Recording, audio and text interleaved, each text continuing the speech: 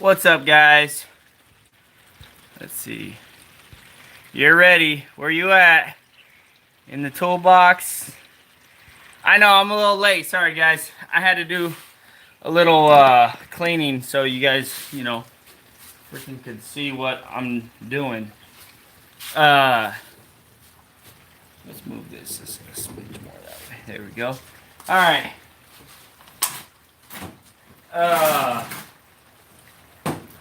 So, I hate cleaning. Yeah, me too. So, my wife bought this for me. It's supposed to be a Father's Day present, but, in our family, when we buy somebody something, it's so hard to wait for the actual event to give it to them, So she's gonna let me open it now. You fixed your keyboard. There you go. Alright, so here's what we're doing. Just got done watching Junkie's dub truck assault vehicle. That thing is super sweet. Dude, that thing is sweet. Love it. Love the setup. Super cool. But without further ado, we're going to open my one tool up. We're going to see what's in this box. Hopefully you guys enjoy this. My wife bought this with her own money, right? Which is pretty impressive. Because she likes to, she works really hard for the money that she gets.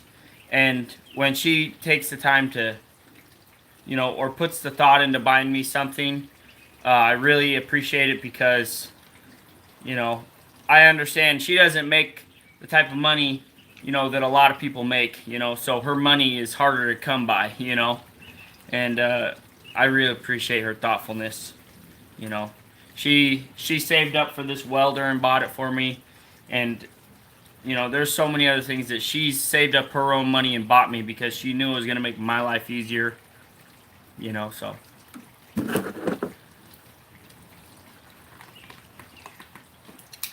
Alright, so without further ado, let's open up this thing right here. Let's get you guys down here. Yeah, that's a good angle.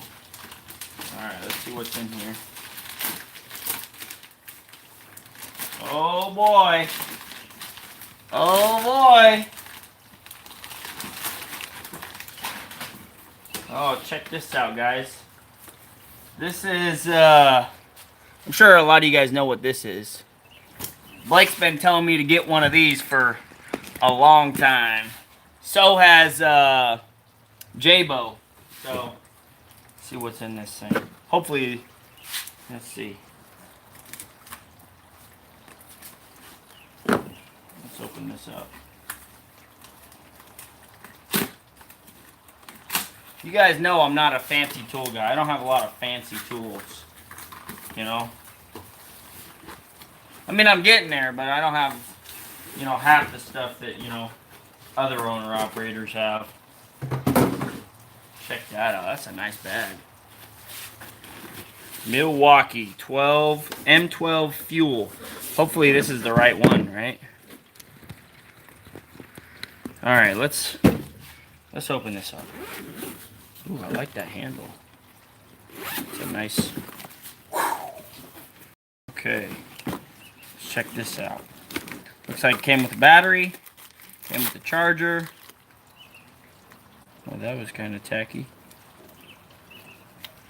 That came unscrewed, unthreaded. Alright, let's see what we got here. This is what we came for anyways. Looks like it's all greased up and ready to rock and roll. Let's see what we got for battery. What do you think, Blake? We got the extended one. How does this even work? Like this. Okay. It's got the lock on it. We only got two battery lights.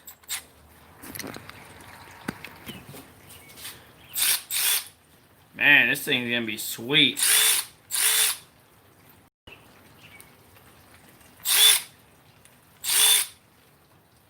Sweet. We're gonna get a lot of use out of this thing on the channel. Pretty sure. What do you guys think? Think we're gonna get a lot of use out of this thing? That's pretty sweet. So, why can't I have tools like that? Yeah, I mean, you gotta get a winner as a wife, you know? You gotta have a wife that cares about you. Or just ignores your spending habits. That the 1/2-inch drive? No, this is a 3/8 drive.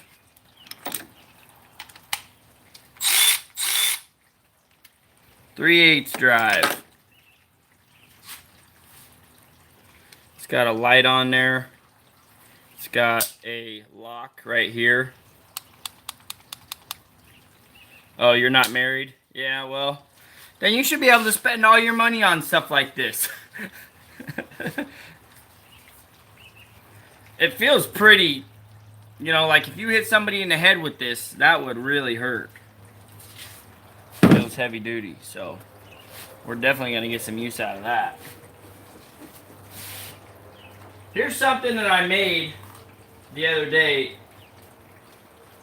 I'm not sure if this is going to work yet or not. This is a RTV urethane. It's basically a big rubber brick, right? I don't know if this is going to work or not. It looks like there's a lot of air pockets and stuff in here, and there shouldn't be. I may have to try this again. But this is a fix that I've come up with for the super dump. I'm going to show you in a little bit why. It's kind of hard to spend money if you don't got any. You got that right. You're on to something.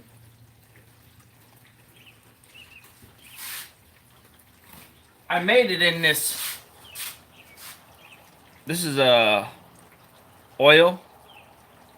So I put this, I basically cut this out.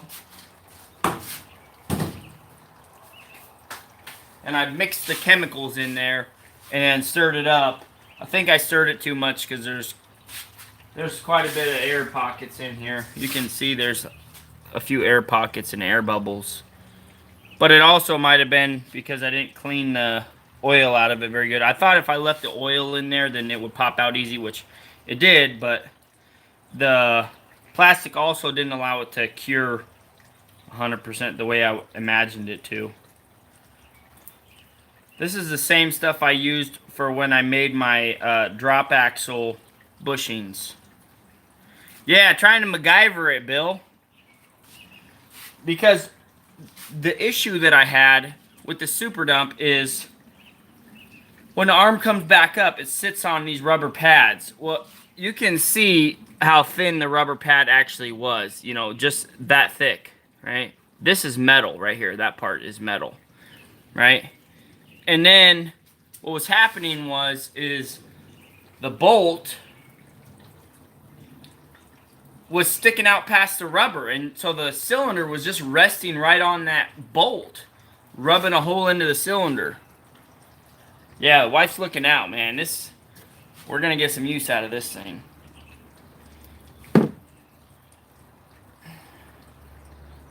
I'm wondering if I should just test this thing now. It's still raining, but let's see. I can show you guys what issue I've been having with the strong arm. This is kind of the MacGyver fix for it. All right. Let's see if I can even show you with the super dump. It's really just poor craftsmanship on Strong's part. Strong and Columbia, poor craftsmanship. So you can see right up there, that right there is mud flaps. I put those there. Right? That's what the arm sits up against, right? Let me just show you this side too so you can see. I added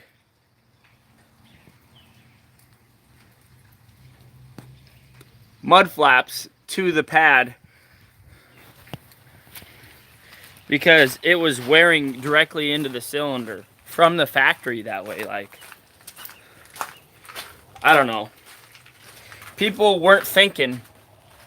They weren't thinking when they did that, you know. And here I am having to fix that, you know, after paying so much money. You'd think they would have got it right, but they didn't. We're going to be coming out with the video series, what Strong Industries does not want you to know about the Super Dump. Definitely going to be coming out with one of those series, because I've waited almost 3 weeks now for parts to come in for the Super Dump from Strong Industries, and still not here yet. Problem still not fixed with the arm. You know, the arm still is having a problem. It doesn't want to go up. So that's a big problem. Very big problem, because then you can't dump it, you know. And so very big problem. And they're still, you know, not doing anything about it yet. So we're going to get some use out of this. How many of you guys have this? This is the Milwaukee Fuel 3/8 ratchet.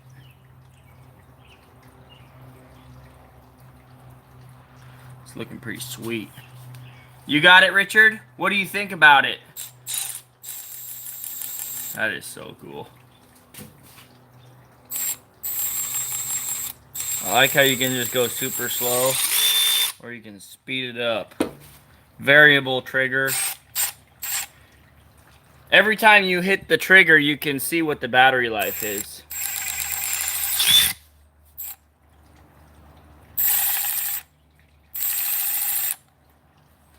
Best ratchet on the market. Super Dump, what kind of monthly payments on that bad boy? $4,000 a month. Use it every day. That good, huh? Now I'm just gonna have to buy another battery for this thing, because one battery probably ain't gonna cut it. This is the 2 amp hour battery. Do they sell a bigger battery for this? Or is that all it comes with?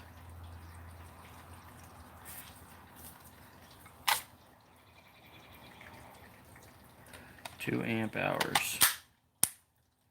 This is gonna be super fun. Can't wait to do some videos with this. You know, here's why I told my wife I wanted this tool. Here's why I told my wife I wanted this tool. Because, let me just explain it to you. From a business owner's or mechanic's perspective. This is why I told her I think it would be a good tool to add to the arsenal.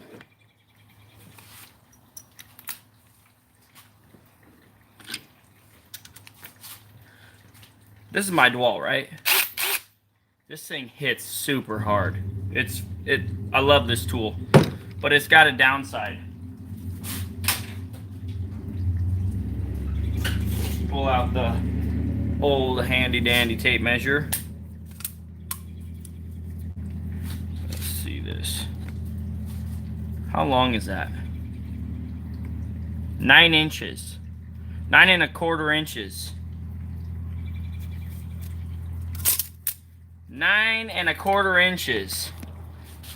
You know how much of a pain that is to get this into somewhere? And yeah, I put the extended one on just for extended purpose. But, you know, you can put the smaller socket on there. Sometimes you need the extended length, you know, for the bolt. But it's still 8 inches. Now, let's change this over.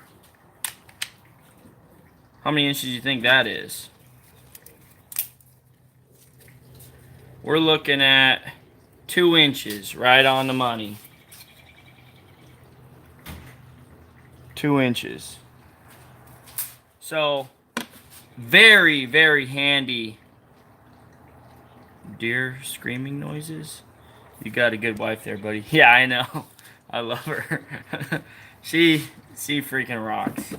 She's always very thoughtful. Very thoughtful. Can't wait to use this thing.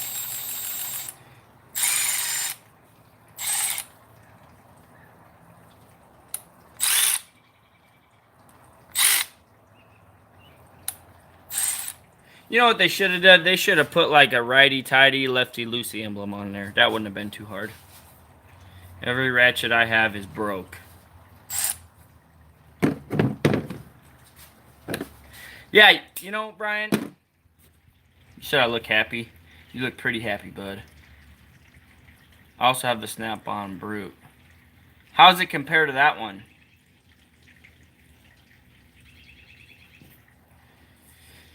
Trust me, old crony. I've been right there with you for a long time. Let me just show you my... I got a tool box tour coming out where I show you some of the other tools I got. Here's just a sneak peek. Here's the ratchets I got. I got these. This one's kind of a cool ratchet, but it's so bulky it almost doesn't come in use all the time. I got a cool toolbox tour coming out for the wannabe dump truck owner. Check this out. This is a Power Torx.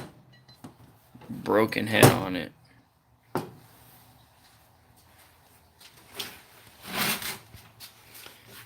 The head is smaller on it.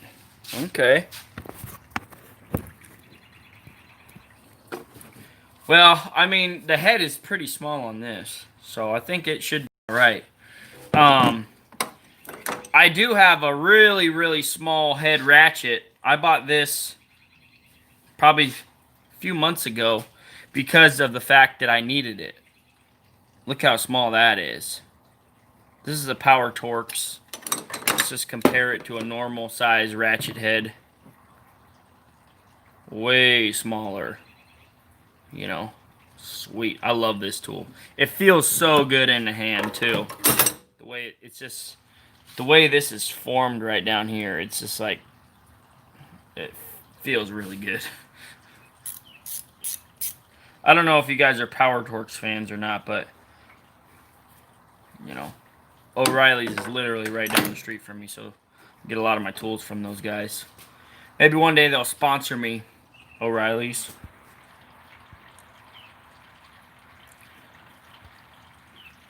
You can never go wrong investing in tools. Yeah. Wait, you never heard of O'Reilly's, Aaron? O'Reilly's is like the biggest parts supplier for cars, like, ever. That's how the brute head is. Yeah, that small. Well, this should be alright. I mean, it should be... should work out pretty sweet. I was really torn when my wife asked me, she said, what tool do you want? And I said, you know, I don't really know, honey, but I'm not sure if I want the 3/8 or the 1/2 inch. I always like getting the 1/2 inch stuff because, you know, I always like to abuse my stuff. Oh, Napa's the biggest. Napa is pretty big. I'm not going to lie. I like Napa too. You know, if I can fit a 1/2 inch drive on something, I'm probably going to use that first. I always go for the biggest thing you can fit on there, and then I go down from there a lot of times. For what you're doing, it will work. Yeah, Richard. Like, I'm not up underneath dashboards and stuff like that, so this should be a good addition. Super excited about this. Your new video is out, polishing a dump truck. Yeah, I just polished the sideboards. I polished the sideboards on the new dump truck because I figured if they looked more expensive, then the operators would be less likely to hit them. It looks like I have something white here, guys. It's just my hair is actually white there. Stress maybe or something. Did you have the new dump truck painted or wrapped? I had it wrapped, Renegade. Had it wrapped. Which is very new in the industry. Like, I don't know a single person who's ever had a dump truck wrapped. So, we're going to see how it holds up. It's been holding up good. I've done asphalt twice with it. No problems whatsoever. What's up, Bradley C? You probably have over 60,000 in tools. Woo! Yeah, that's a lot of money. But I use them every day, so that's why. Yep. You know, and I can appreciate the fact that you guys spend that much money on tools because you're using them every day. Like, just to collect them? No, I can't see that. I just can't see that kind of money. You know, so I just buy the stuff as I need it. And that's how I've acquired a lot of my tools. You know, and my grandpa, every yard sale he goes to, he picks up the free tools. And he has millions of all the Chinese stuff. And he is always trying to give it to me. So, super excited for this tool.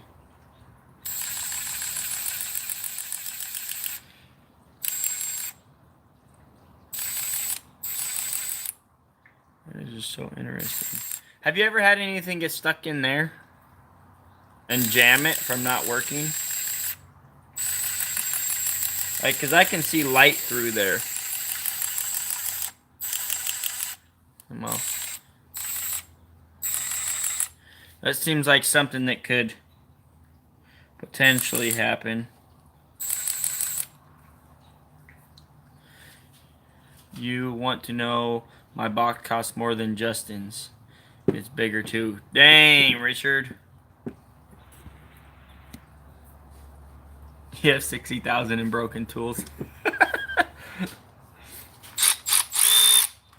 This thing cranks, man.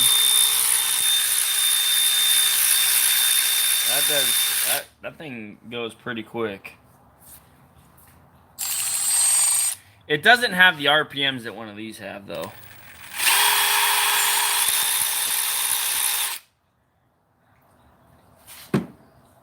Just a bunch of grease, that's about it. I'll make sure I clean that part out all the time. Because it looks like there's something spinning in there. Like if you're looking,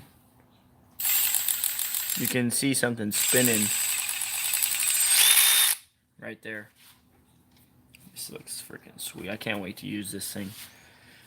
I think the first thing I'm probably going to use this on is changing those... Well, you know what? We got time right now. You guys want to see me... You guys want to test this out? See if this thing works? Let's test this out on live. I don't know if this is going to work or not. Let me break off these little... Richard, what kind of work do you do?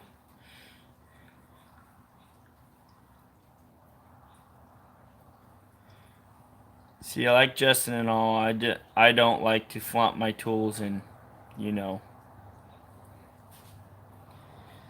What kind of work do you do? You're making me cry, LOL. Makes me realize I can never have that tool. What do you mean? What are you talking about? It's not even that expensive, really. I mean, it's expensive. It's like...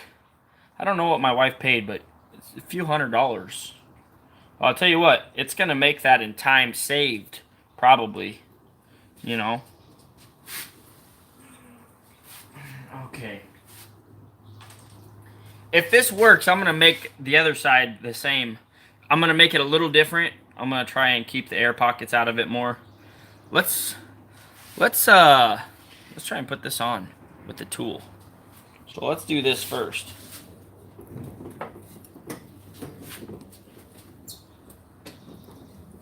Okay, let's wheel you guys around to the vise. You guys can see the vise right here.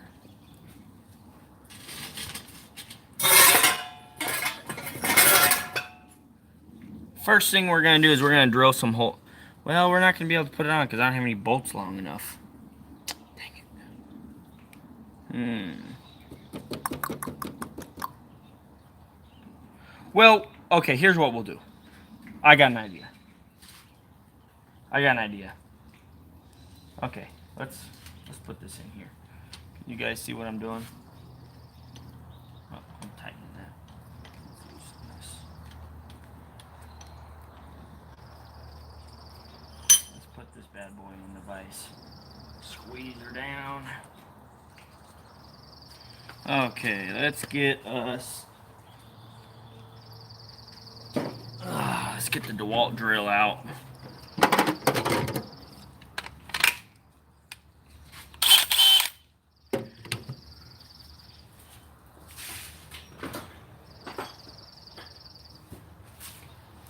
All right, let's drill the bolt hole in this. That'll fit in there. Yep, that looks like that'll fit. Okay, let's do this. One thing I learned about this DeWalt,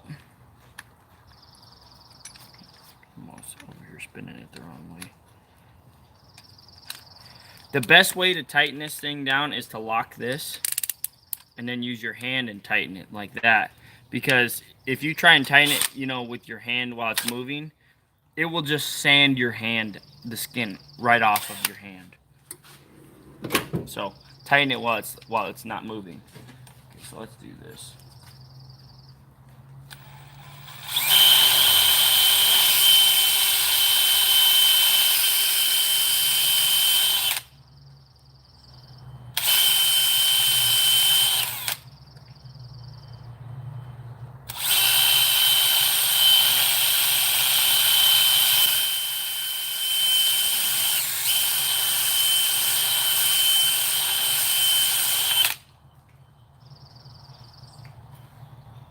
Still not, it's not set up all the way yet still. Holy smokes, I got things all over me.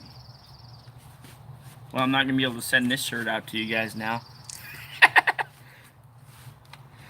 Just kidding. I wasn't going to send this out to you guys. Okay, well, that side doesn't seem to be set up all the way. I've had it sitting there for 2 days in the garage, just sitting there, trying to set it up.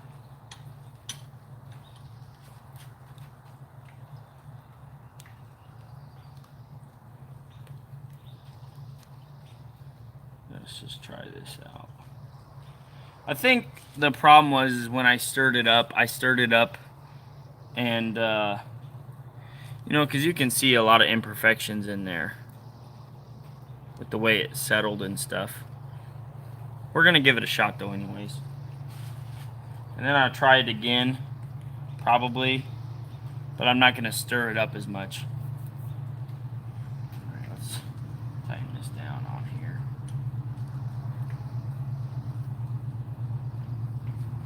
Now let's get a bigger socket, a bigger drill bit.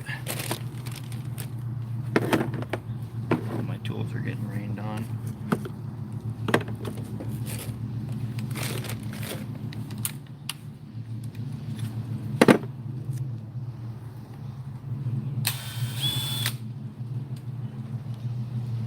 I got this nasty gunk all over everything now.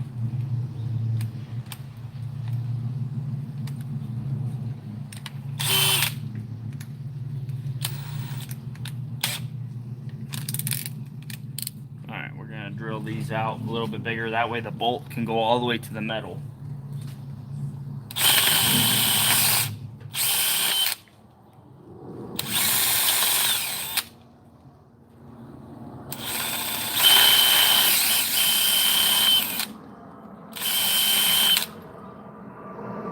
I don't think that's gonna do it.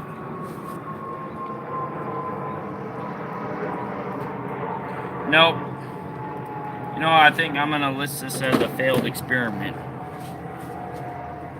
I don't think this is gonna work. Because here's why.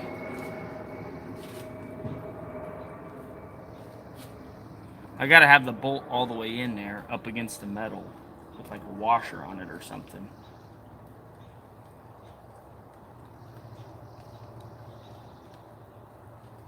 And this looks like it's just got too many cracks on it. What do you guys think? What would you guys do? Would you cut up a tire or something? I tried mud flap, but I'm not entirely satisfied with it.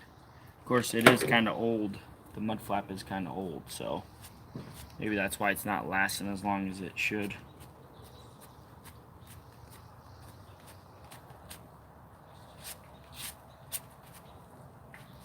What would you guys do? Let me just show you what I need your opinion on.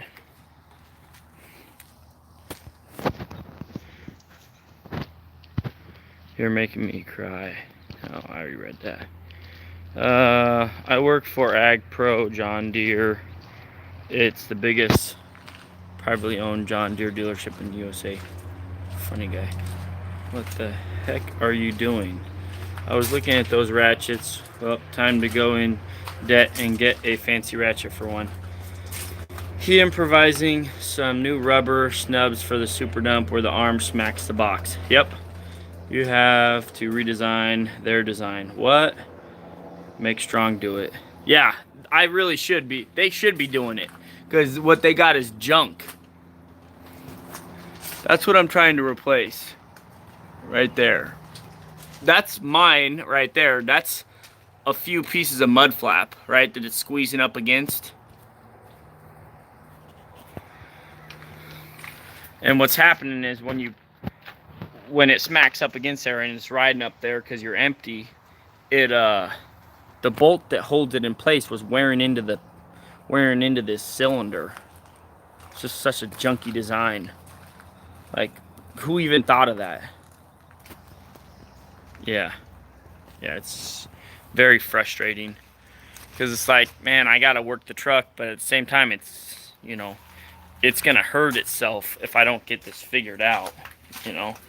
And the body manufacturer, they're nowhere to be seen, you know. I showed them the issue, and they're just like, oh, you know, they don't know what to do. The body manufacturer's worthless when it comes to that stuff too. They're the ones supposed to be taking care of the warranty, and they ain't doing nothing. I showed them all the things I was disappointed in. What did they say? We'll look into it, you know.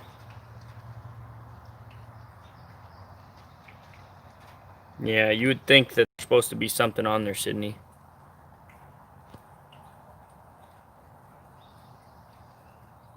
I don't know why you don't tell them to get you a new truck. They're all that way, though. That's why. That's why. Like, I'm almost to the point where I just tell them to take it back. You know, and I'll go get the Kenworth with the Maxell on it. At least that's what I've been thinking. That's what I've been thinking. Yeah, the lemon law. Yeah, they already got my money. The lemon law really only applies to personal vehicles. It doesn't really apply to commercial vehicles, unfortunately. But I haven't really spoken to a lawyer or an attorney yet, which I probably should, about the whole thing, because I am severely disappointed.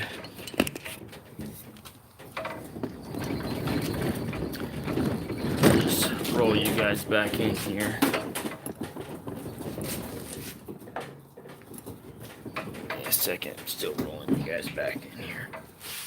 Okay.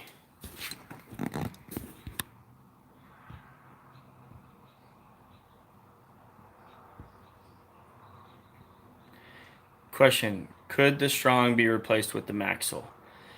I'm definitely looking into it. I was definitely looking into it. I need to take some measurements, and I'm thinking it can, but I'm not sure. You know, it can definitely be replaced, but how much money does it cost to replace it is the question. How much fabricating, you know? So, and then once the fabricating's done, then they gotta reroute all the stuff, you know. So I don't know what something like that would cost. Probably a lot of money. Probably be just cheaper just to take the whole box off and go buy a box with the Maxell on it. Yeah, Aaron, big pain. So, I mean, I honestly don't know what I should do. Just, sometimes you just gotta take it when you're the little guy. Maybe my YouTube channel will blow up big enough and they'll finally realize that, you know, screwing people ain't the way to do business. You know.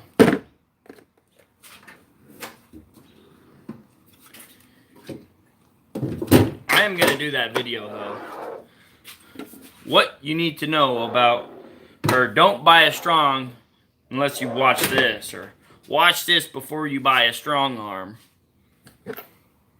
Definitely going to do that video. I should be doing it right now. Right now. Anyways, guys. Yeah, you caught the live. Check out this. We got the new ratchet. My wife bought it for me for Father's Day. But she was so excited she gave it to me early. There's the battery. Pretty sweet.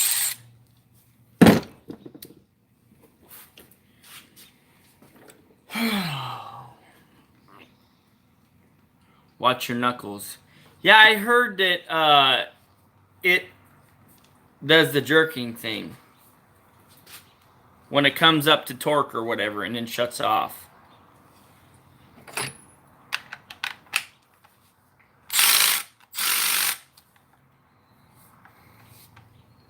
I got enough power to stop this thing with my hand from turning.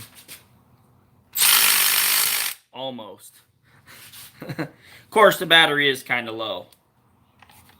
It is on 1 mark now. I better go charge this thing. That way it's ready to rock and roll when I need it. It'll pull your hand into the metal. Yeah, it does the jerky thing. Yes. Alright, let's do this. Let's hook the charger up. Definitely disappointed in the case. The first thing I did when I pulled this thing out of the case, where'd it go? Let me just show you what it did. Live review, seriously. Like, this wasn't even sewn on there. Like, it literally just came undone like that. So, really cheesy on that, Milwaukee.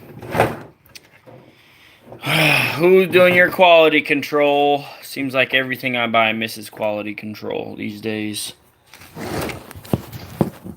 Like the Super Dump.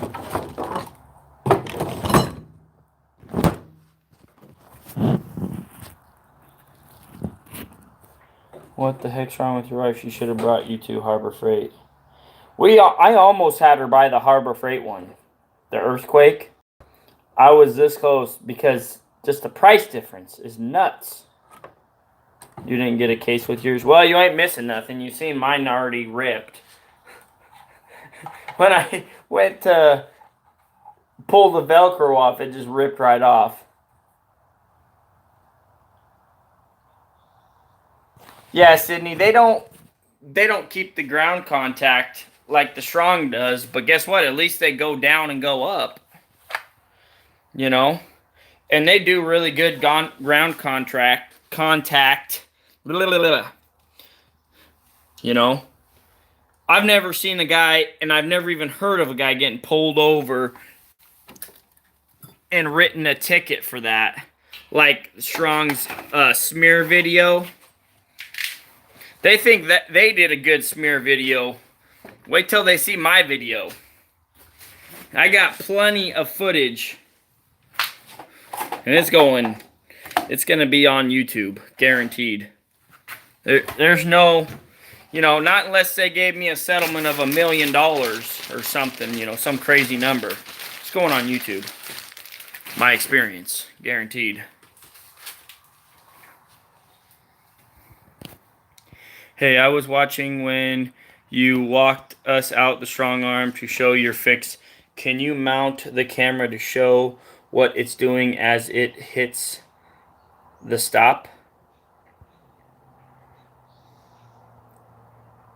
Maybe not now, but in a future video. Yeah, what it does is it comes up and it just slams against the rubber pad, and because the rubber pad is so thin, the bolts that mount it are protruding past the rubber, and they're eating right into the cylinder. So what I did to remedy that was I took a whole bunch of mud flap, you know, and I cut it up and I bolted it on there to cover it, you know.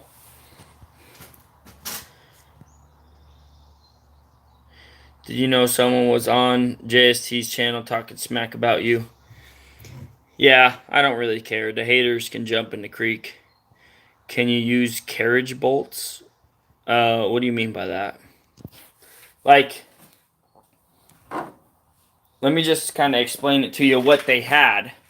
Like, you can see, okay, you can see in this rubber that I made, this is metal, this is their rubber pad right there, right? And then just picture this. See how I drilled these holes right here in this rubber that I made?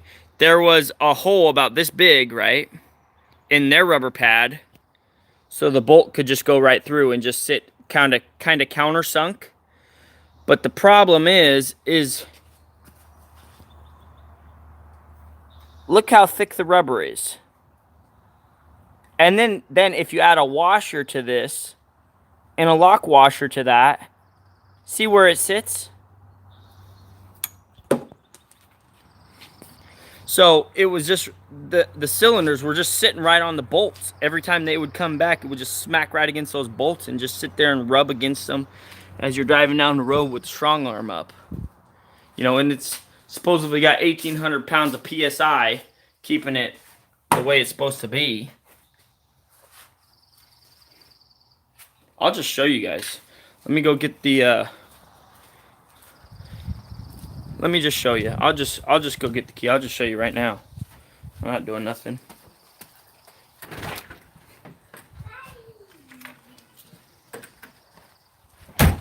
This is...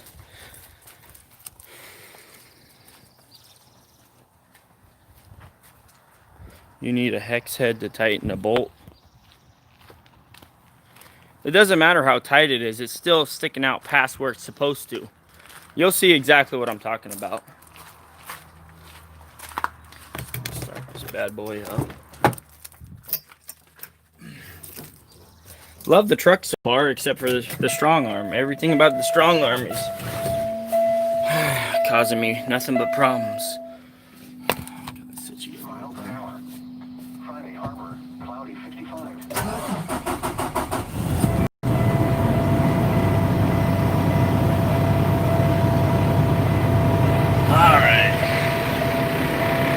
Gotta wait for this thing to load up. One thing I love about this truck, look at how fast the air PSI builds up. That is just nuts. Like, you can actually see it moving.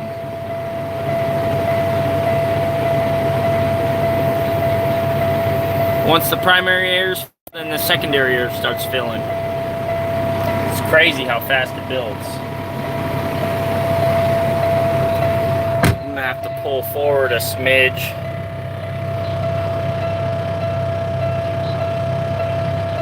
Yeah, I got the kingpin changed. I definitely got that changed. Got the kingpin changed. I also got new springs too.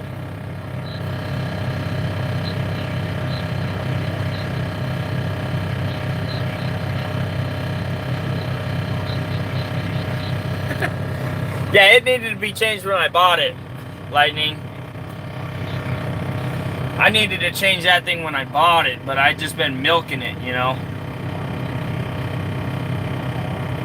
Yeah.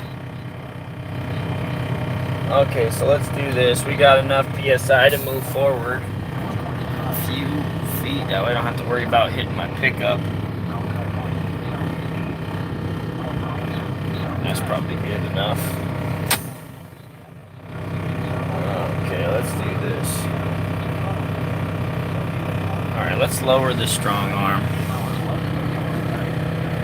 Okay, so you can see it in the mirror. You can see it getting ready to flop over. Let's roll this window down. You can see it flopping over. Okay. I'm gonna let it get a little bit further down.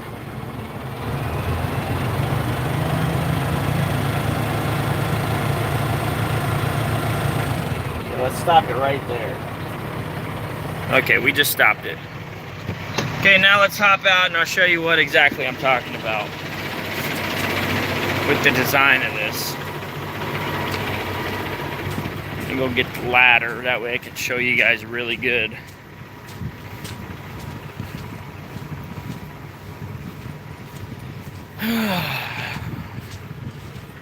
What I'm gonna do is I'm gonna take, ooh, that dripped some water on me.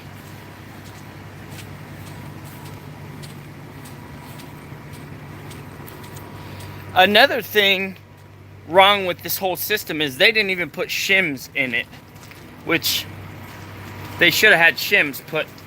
I'm gonna show you guys this too.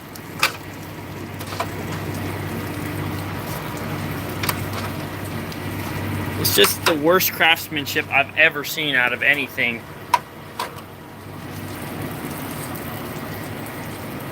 Okay. Let's see if you guys can see. You guys aren't gonna see it. Okay. These two plates right here are separating a little bit because they didn't put shims in there. You can kind of see it's bent a little bit. See how it's bending out? No shims in there. No shims in there.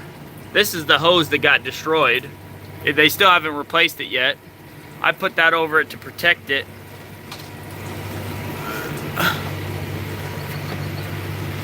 Okay, let me just show you this side, how I got this side set up for right now. That's how I got it set up. I got just mud flaps sitting there, right? Let's go over to the other side so I can show you their perfect design. Their flawless design.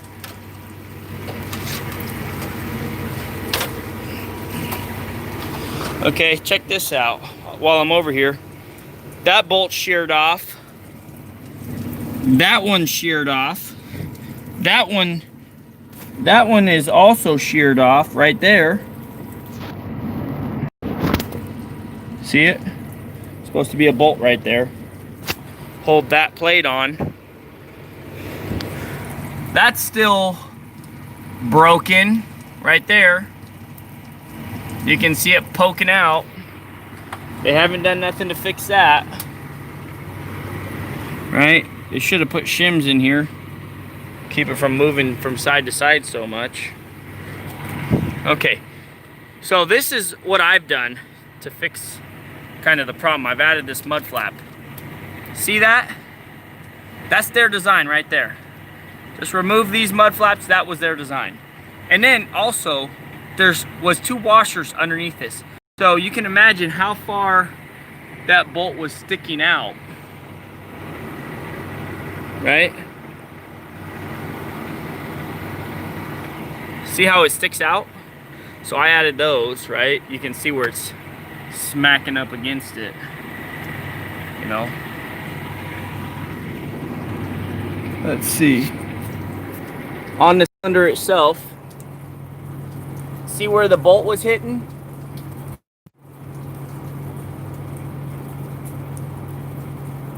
See that? That was where this, you can even see the wear on the top of this. It was just smacking right into that. they replaced both of those cylinders, and I hadn't noticed that it was doing that. And when they replaced them, there was actually a considerable amount of wear in the cylinder itself.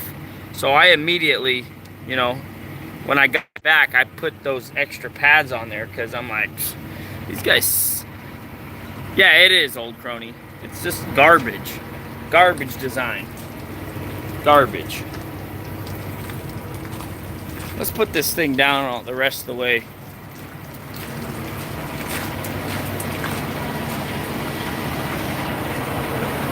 Yeah, and that's the other problem. The metal is angled. That's another crappy design. The metal is angled, right, to spread out the arm.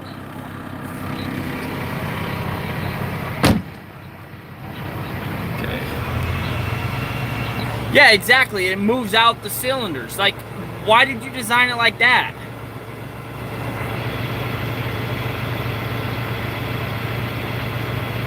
Connor, you can jump in the creek, dude. They shouldn't be able to sell stuff like that.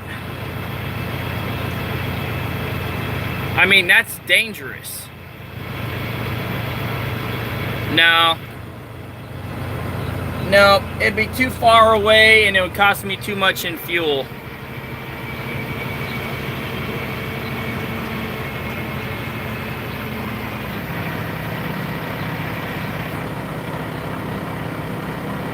Yeah, they don't put pride in their work at all. Okay.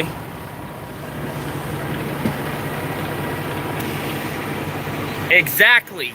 Exactly, Lightning. I agree. I agree.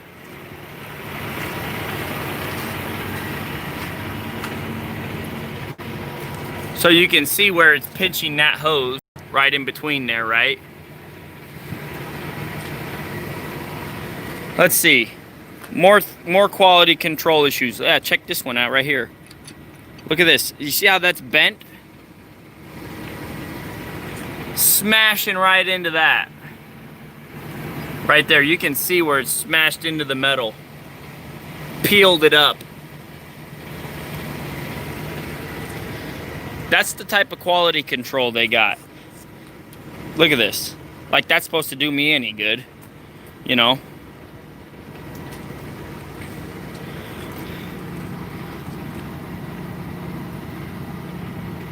Like, it's not even straight. Like, I'm worried this thing's gonna hit this eventually. And this is supposed to be the nitrogen line. Another thing is, I don't know if you can tell, you see how this nitrogen right here is pushing this whole thing over? Like, this needs to be shortened a smidge. Because what it's gonna do is gonna put extra wear right on this. It's gonna leak the nitrogen right out. Right? And then you guys already know I changed the pads because what they had on there was junk, causing, you know, serious problems. No zerks on any of these pins, none of them, except for the bottom one. There's one on that cylinder right there, and there was supposed to be one on the top of this pin right here. It wasn't. It was missing completely. I had to retap the threads and put one on there. And then another issue I had from the get-go, yeah, see, this one's smashing into that too. You can see it smashing in right there. Like, do you not even check that kind of stuff strong? Like, look, this is already wearing into this. This right here got pinched. Got pinched here too. I zip tied these out of the way with the small zip ties. You know, let's take a look at this thing right here. That bolt sheared off. That bolt sheared off right there. That one sheared off right there. You know, it's just, look at that. welds are broken on that. You can see broken welds. And then, you can't really see it, but this right here basically rests right on this metal, just about. Look at that.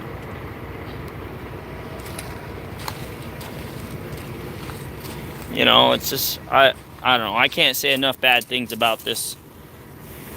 Can't say enough bad things about it.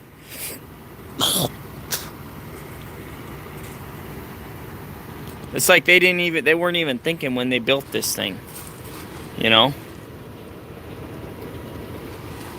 You want to know another thing they weren't thinking about? I changed those zerks right there. They weren't the angle ones. Now they're the angle ones, right? It was just a straight up and down zerk. Like, how are you going to hit that?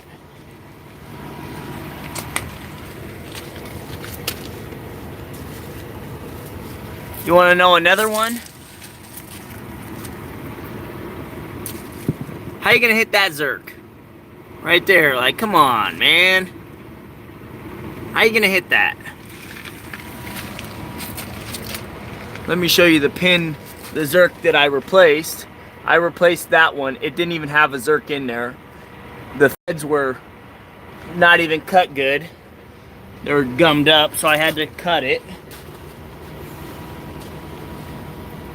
Dude, you get me started on a strong arm. I'll talk all day about how crappy it is. But, Lightning, you're right, man. This is starting to separate. You can see how it's bending. You can see how it's bowed, right? Guess what's gonna happen? Eventually, this pin right here is gonna walk out of there and this thing's gonna fall on the ground. Wonder if this side's broken too. Nope. You can see where that thing smashed into that though. Look at that. See how that's held on there? 2 tack welds on each side. And that is smashing right into this nut right here. Okay, so now what we're gonna do is we're gonna put the strong arm up. I'm gonna let you see how hard it smacks that. And keep in mind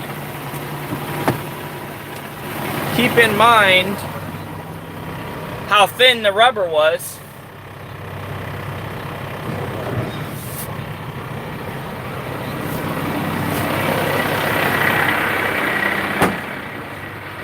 Okay, let's just watch this real quick. Okay, you're seeing it. You're seeing it come up. Watch how hard it smacks that rubber right there.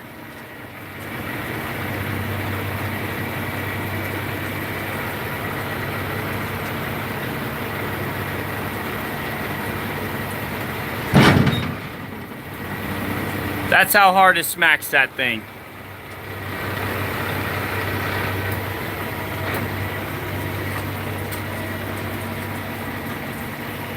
See how it's sitting off to the side? It's not even hardly sitting on that pad.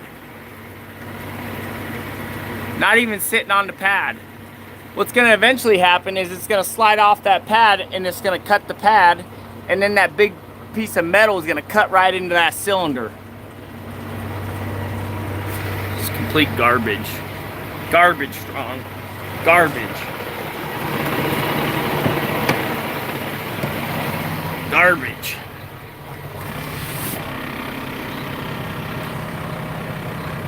And you guys already know it, I've had the problem with it not wanting to go up. Had that problem all day long. Oh, I forgot to roll the window up. Let me show you something else I'm not thrilled about.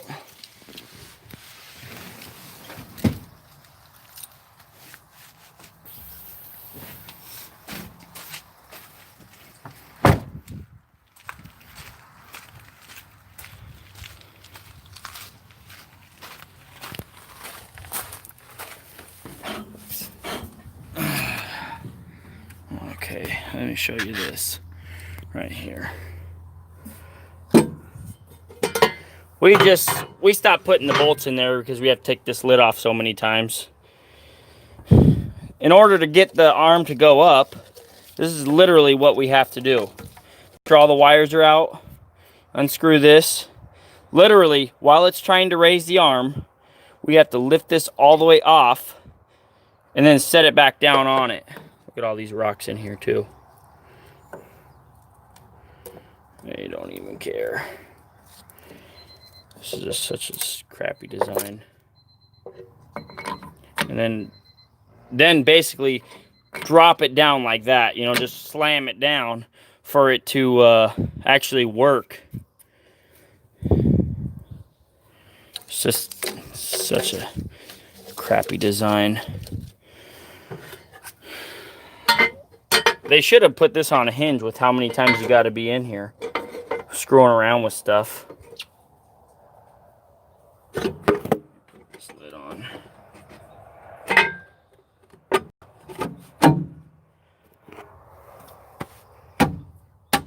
That's something I'm not happy about. And then another thing, oh, sorry about that, guys. Another thing I would do differently, Columbia. That's where the headache rack is. You see that? What are the chances of somebody loading this truck and a rock falling down and hitting that? Just curious. Like, what are your thoughts? Rock gonna hit that and break that? I'd almost be willing to bet money a rock's gonna fall down and break that line one of these days. Like, guaranteed.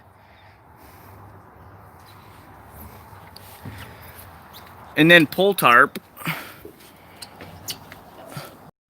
You're not gonna see it right now because I've already emptied it, but this right here will fill up with dirt and rocks and everything. Yeah, we were hauling some asphalt. I can just go on and on about how unhappy I am about this new truck. On and on. I could talk to you all day about how I'm not happy about it. See that? See where the mud flap is? Look at that. Every single day. Look how much dirt is up there.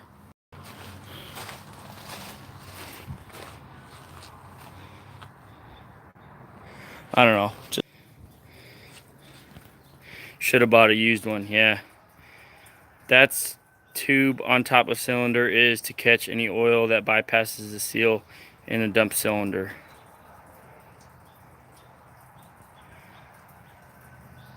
Yeah, it needs a board.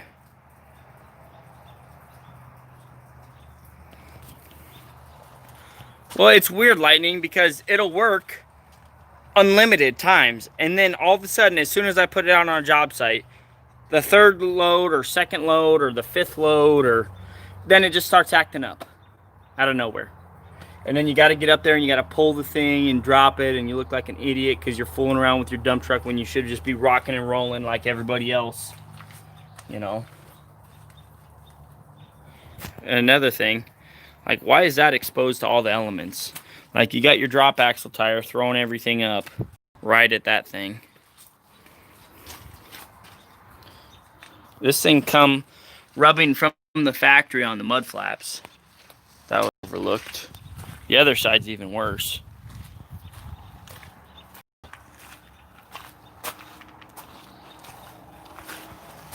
Yeah, it should be under warranty. Look, that mud flap's already got a hole in it where the drop axle rubs against it. I've tried to bend the thing and doesn't. It's just a crappy design. What they should have did was took off this stupid mud flap and put this mud flap right here. Switched them around. That's what I'm going to do. I think that's exactly what I'm going to do.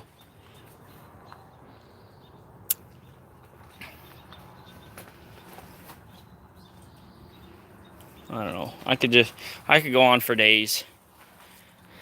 I could go on for days. None of these have, you know, covers over them. So, I mean, look how close that airline is to that back tire right there.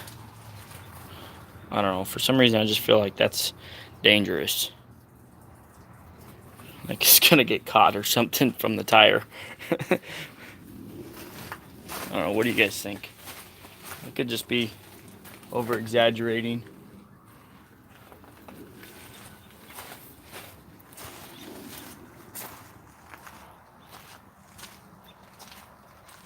Yeah. Honestly, I'm gonna take their mud flaps off because I don't want to advertise for them anymore because I'm very dissatisfied with their service. Do I think a simple 16 would have been better?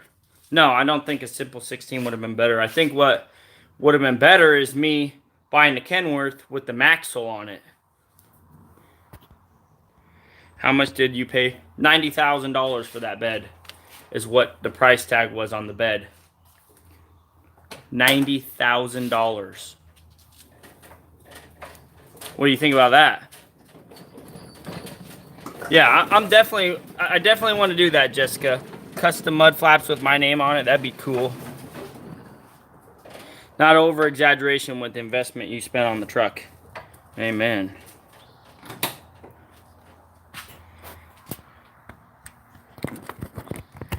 Well, I've had problems with... Let me sit down.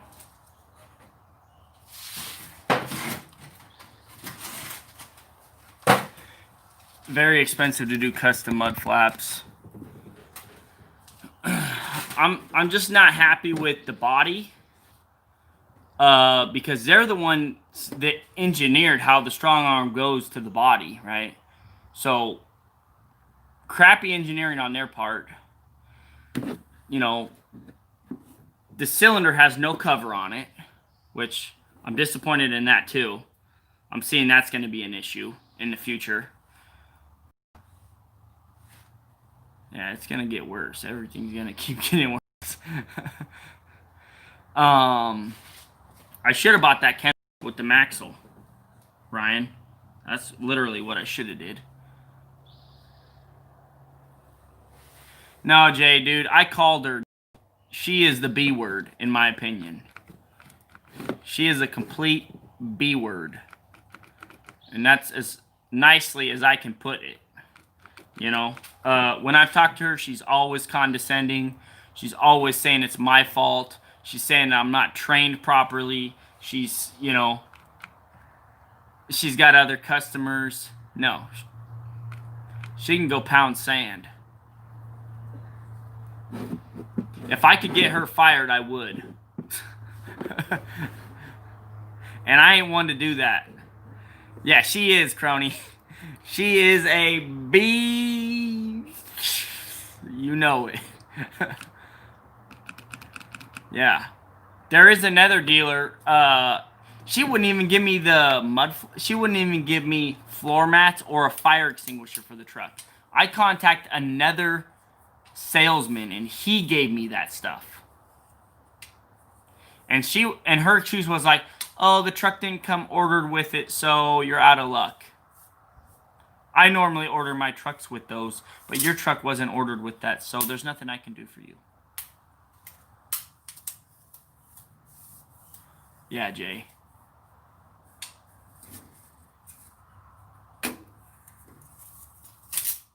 Yeah, well, they trained me like 2 weeks ago, and it was the first training. Earl even admitted it. He was like, "This is the first training I've ever done, so roll with me on this." Like, and then my buddy Dan showed up. He's got a super dump, and he just cut loose on the guy. Well, it was mainly my fault he cut loose because, like, I knew what I was doing. I said, "Hey, Dan," I asked him these questions because I knew what his answer was going to be. And he got so heated. And they were condescending to him too. Like, "Well, you got to contact strong because you've never had proper training on your machine." And Dan was, dude, Dan looked like he was going to choke the guy out.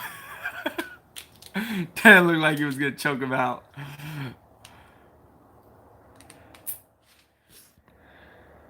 Amen. 1, 2, 3, 4, 5, 6. It'll be their loss when I'm buying trucks elsewhere.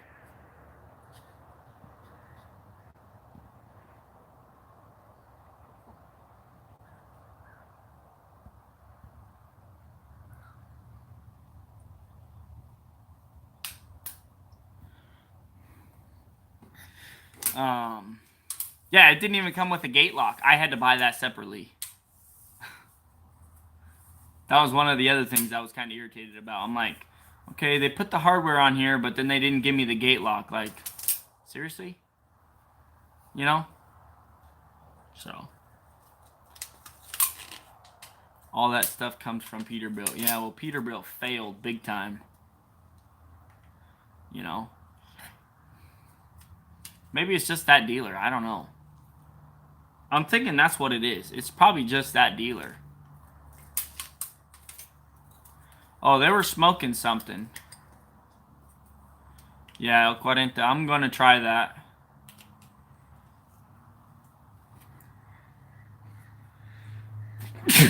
Whew. Yeah, I was better off taking my $60,000 down payment in cash and buying 2 trucks. That's what I should have did, to be honest with you guys. But the problem with that is I literally have nowhere to put them, you know, unless I'm putting them down in Shelton. And then I got to find drivers for them. And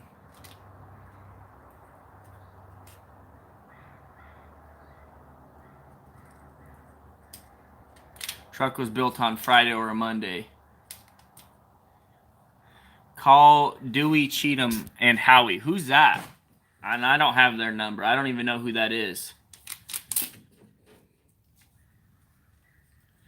I should be contacting some sort of attorney or lawyer, though, because the amount of customer service I've gotten to has been garbage.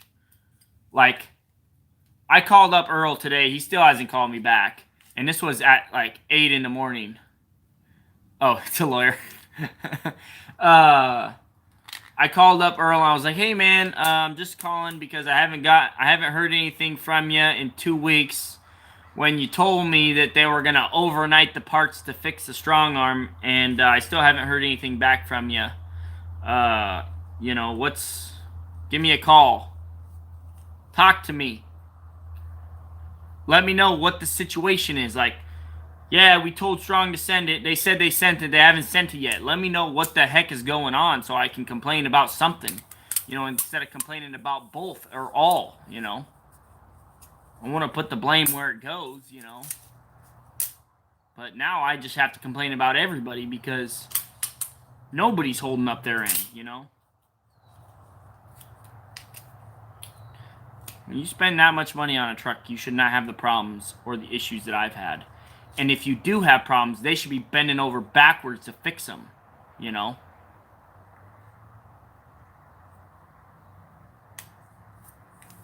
Yeah, it's partly Peterbilt too, you know? It really is, because Peterbilt, should be quality controlling everything that they sell. Even though the body was built by somebody else, they need to be quality control checking that, you know? Because that's on their product. You know, if I was selling trucks and I paid an outside builder to build the bodies and stuff, when it got back to my shop, I'd be checking everything. It is giving Peterbilt a bad name too, you know, because they should have checked that stuff. They should have checked it. And, you know, she's like, "Oh, well, we check it, but we only check the truck stuff." It's like, okay, you're the one that sold me the box. I didn't buy the box directly from Columbia. I bought it from you guys. Yeah, Crony. I should walk up there and just like stick my croc up there. I'm wearing Crocs, so, you know.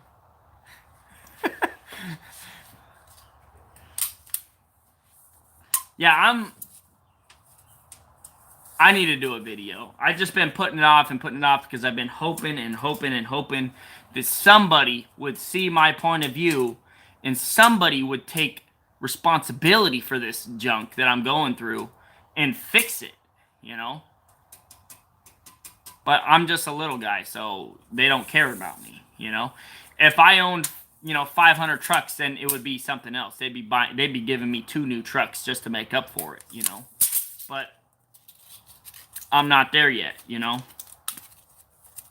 So we're gonna do a video, and I'm counting on you guys to all share it, with everyone. It's gonna be a good video. I'm gonna take my time and put everything. It's gonna be edited perfectly to show how crappy, and it's not gonna drag on or nothing. It's just gonna be a quick, like, 5-minute video. Why you don't want to buy the strong arm, and why you don't want to buy a Peterbilt, and why you don't want a Columbia box. That's what it's gonna be, basically. It's just gonna be that. Brian, got a question for you. Do you think you could start a dump truck business and just have one company rent your truck to haul asphalt and milling 6 months and make enough money, make enough to be worth it? That's a great question, Drew. Are you paying cash for the truck, or are you buying a brand new truck and making payments on it? And maybe it should yell in their face, how many times did Brian call you because of this? You sold him? Yeah. Oh, dude, if I kept a record of how many times I called them, I can't even count on 10 fingers how many times I've called them. They stopped answering my calls. Last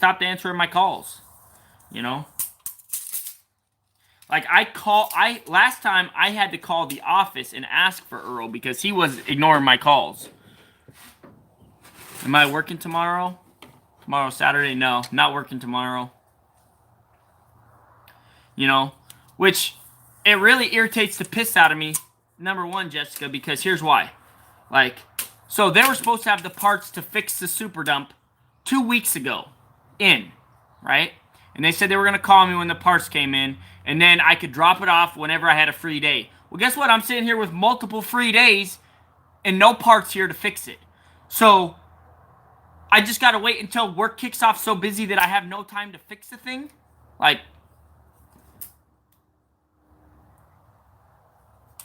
Block, call them. Yeah. I mean, it doesn't... I shouldn't have to do that, Jessica. And even if I do, he's just going to throw some sunshine out there that... making payments, not a new truck, but an old truck. No, I wouldn't do it, Drew. Not with payments. If you bought a used dump truck for $20,000 and paid cash for it, heck yeah, I'd do that. I would do that. Because in the 6 months I ran my solo, the first year that I did paving, I did $70,000 worth of revenue in my first summer, just paving. And it was basically for one company, just exactly like what you're asking. But again, that's in Washington, where I was getting paid $130 an hour for my dump truck. And the people, and here's the other problem with working for just one company, is all your eggs are in that basket, and at the end of the summer, they were $20,000 out and they hadn't paid me, and I was getting worried that they weren't going to pay me. That's the other downside to only leasing out to one company, Drew. So I wouldn't do it like that. I mean, you can make it work, yes, but there's a lot of risk with one company, and especially with having payments.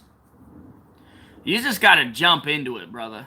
You just got to dive in head first and live the lifestyle of an owner-operator, which is basically work as hard as you can in the summer and chill out in the winter. Repeat.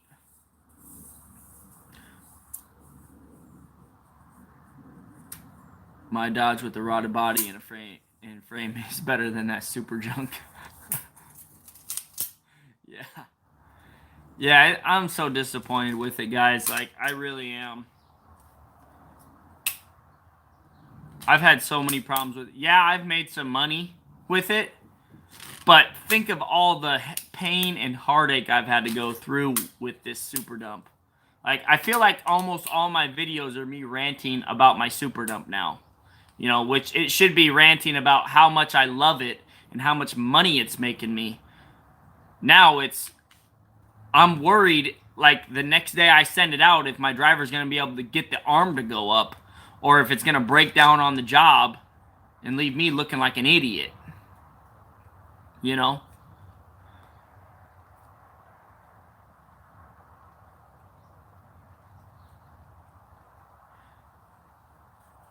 So, anyways, guys, I didn't want to rant about the super dump. I wanted to talk about this awesome tool my wife bought me. It's brushless.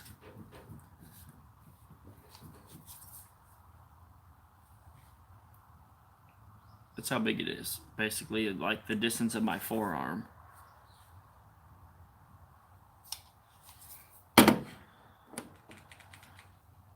Funny story, guys. So, you guys know the guy that did the website about me. Josh, I gotta make you a moderator. You hardly ever comment on my videos, so it's hard to make you a moderator. When I go back and look through the comments, I never see your name, so it's hard to make you a moderator. But the guy that was did the website, he tried to reach out to me again and was like, we should have an open tabletop discussion. And I'm just thinking, dude, I'm not gonna give you a platform to talk on my YouTube channel. Like, are you nuts? Like, that ain't happening. I would park it at the dealership and tell them that the truck was a warranty, so fix it, or I could call an attorney. Yeah, Renegade. I mean, that basically is one of my next steps. You know? I don't know if I want to do that before I do the video bashing them or what. I don't know. What do you guys think? Should I do the video first, or should I park it at the dealership and say, take it back, give me my money back until it's fixed?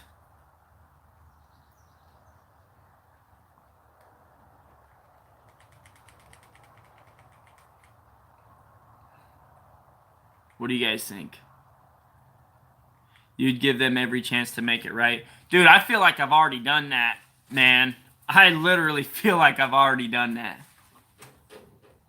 Consult with a couple lawyers. I don't even know who to talk to, though, about like commercial things like this. Can you afford to park it? No. Not, I mean, yeah, but no, I don't want to afford it. Like, I can afford... Well, here's the thing, though. Like, okay, I can afford it, but not for very long. Now, when it's costing me $4,000, like, yes, I can afford it all summer long and probably all winter long. But do I want to? Heck no. That would put me back so far on building my house. Like, that's not something I want to do, you know. And the other thing is, like, I don't even know what kind of lawyer to reach out to, you know. That's the other thing. Like, what kind of attorney does like, I've never even heard of, like, an attorney that deals with that kind of stuff. Yeah, you're right, 123. It's, you know, but on the bright side, you know, if I could find an attorney that will see my case and be like, okay, this guy's got a good case. Let's set it up so he don't pay nothing until the settlement's cut, you know? What's broke? I missed it. What's up, Pat? Is that Pat Silverdale? Is that the Pat that I worked with at Big Rigs? Just multiple problems, Pat, with the super dump. Just, you know, just unlimited problems. Oh, okay. The arm, it doesn't want to go up. The rubber pads that it hits against are just garbage. It's going to wear into the cylinders, and it's already eaten into them. The welds are broken on the pins.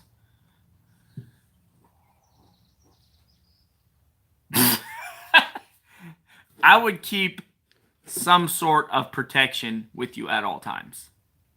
That's my advice. I mean, I'm always carrying my gun. So I know YouTube doesn't like me showing my guns off.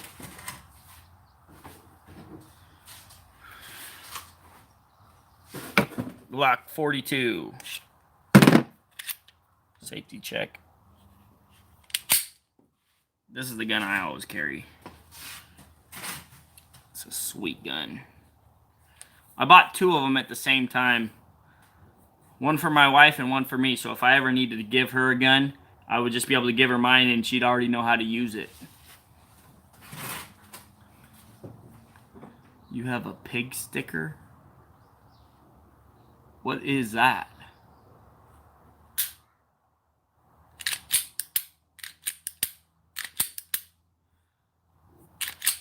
Oh, a knife.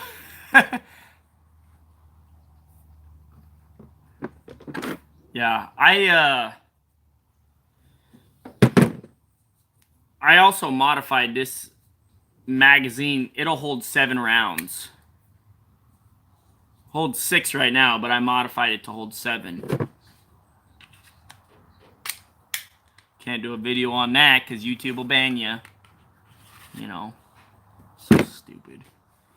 All the political stuff that goes on these days, it's just, you can't say nothing without getting in trouble.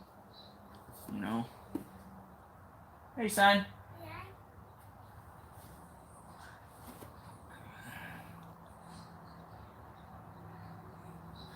Yeah. What is the dealer saying about the truck? They're claiming complete innocence, Pat.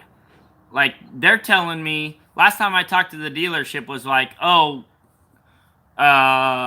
you know, that warranty doesn't go through us. That goes through the bodybuilder. You know, and also, like, when the tires locked up, and I was like, somebody's got to be paying for these tires. And she was like, well, sorry, but the tires aren't covered under warranty. I'm like, it's your defect that caused the flat spots on the tires. Like, and it would still be ruining tires if I hadn't changed out the brake cans. It was stock. Completely stock.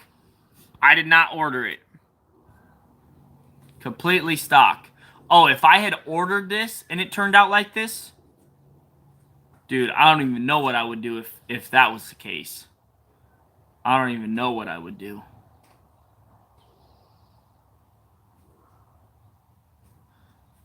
I mean, it's just mind-boggling that Peterbilt would sell something so junky and put their name on something so junky. You know, I thought Peterbilt had a brand name to live up to, you know. Like, my old Peterbilt, it's 35 years old and still running harder than the new ones. Yeah, the dealer should have checked it out. They didn't check it out. They don't care. They already got my money. You know.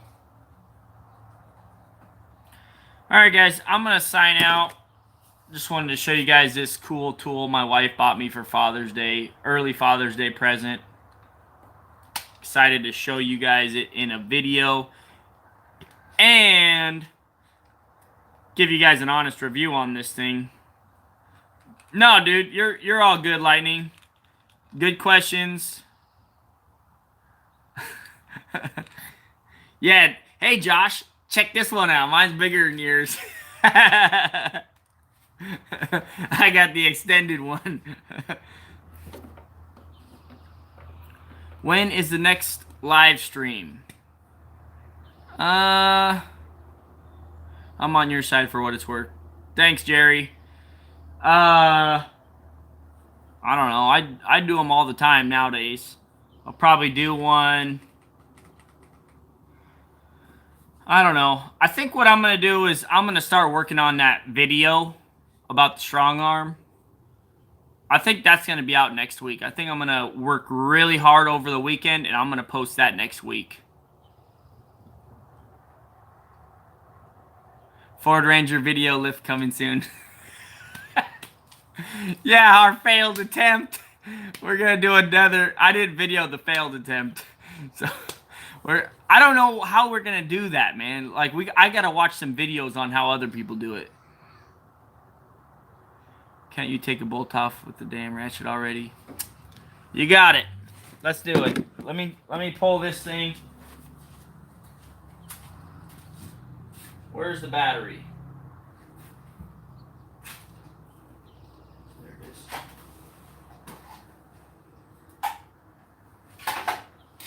Alright.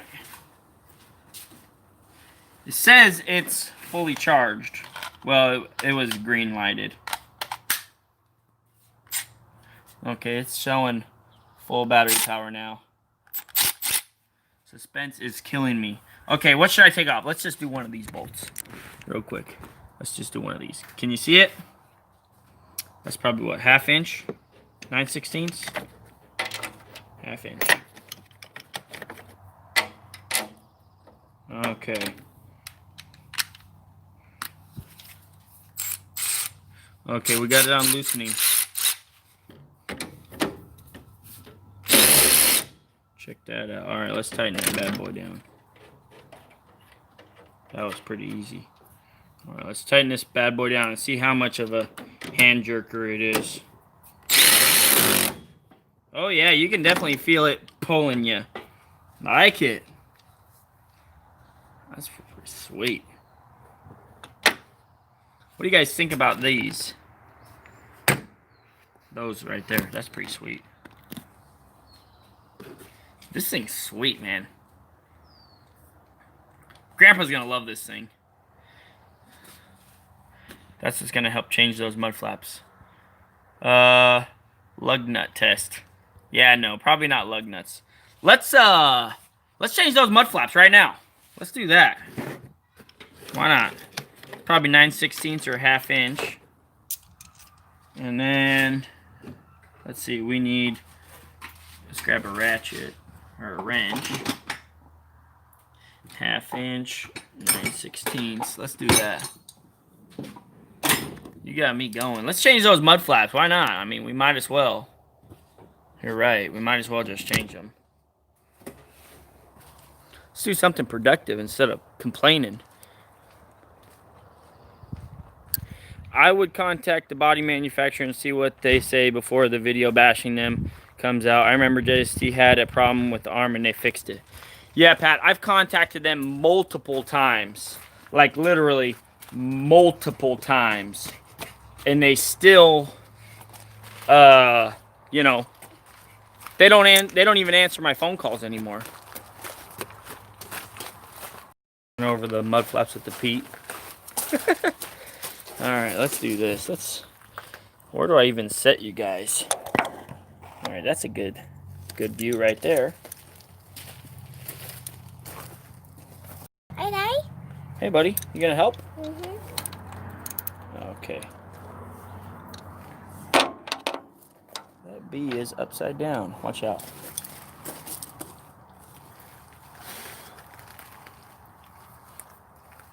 All right, let's go. 1/2 inch, 1/2 inch. Mud, Daddy. Yeah, it's all the mud because they don't know how to design a mud flap properly.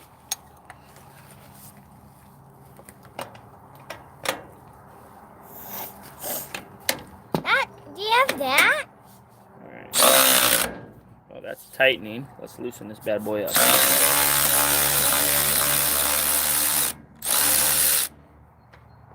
Is it loose then? Yep, there's one. No, two. No, two. Okay, there's one. No, two. Let's do the second one. Should flip these around so nobody sees advertisements. 1 second. I got this. Let's put this on this way. Burn their ugly mud flaps. Yeah.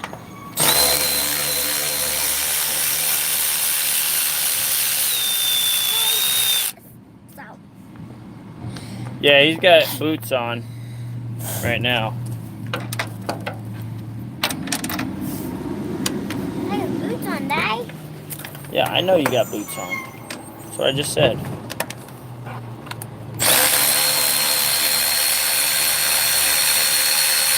Hey, can you pick that up? Yeah. Okay, go pick it up. It's right there.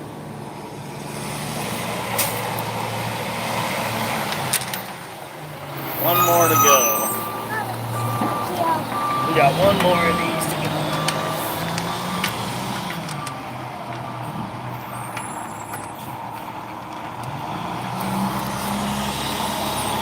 That's kind of a pain. Get out.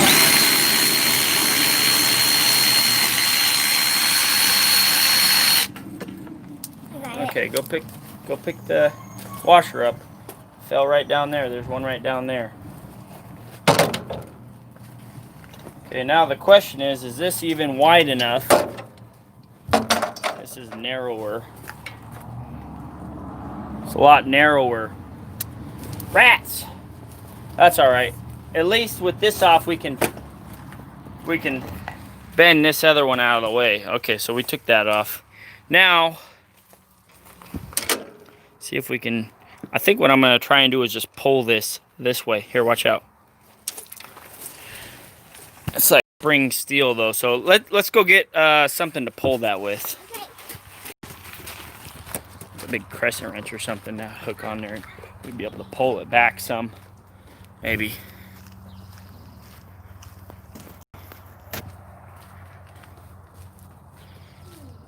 Okay, let's do this. Let's go to the toolbox. Pull out a big crescent wrench. Crescent wrench. Yep, this is a crescent wrench. Let me go there, Dad.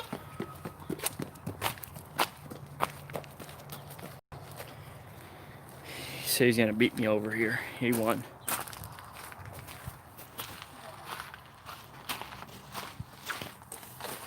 Okay, Dad needs you to hold this phone for me, okay? Okay. Okay, over here.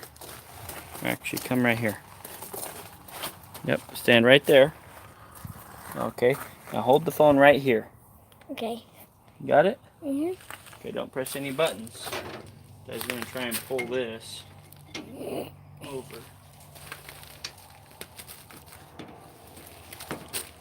There, that's quite a bit further away.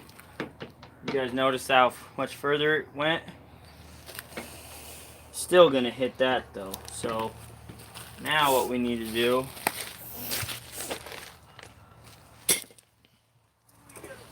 is,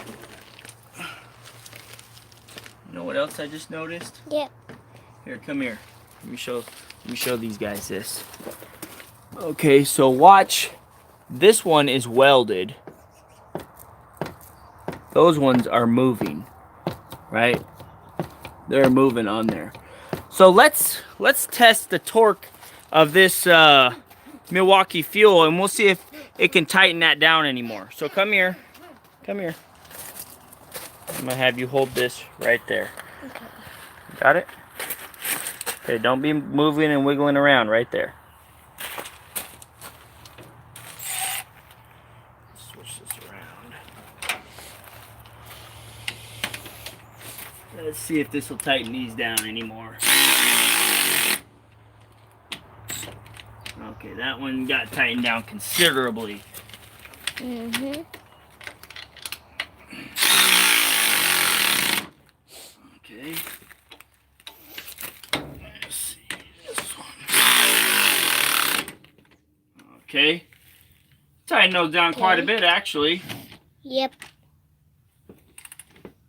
And if it's not tight enough, you can also use it as a normal ratchet too, which is really convenient. I like that about that. But we still got the still moves inside of there. I wonder if I should pull that pin and weld these in place. Those? What do you guys think? Yeah, you can do it.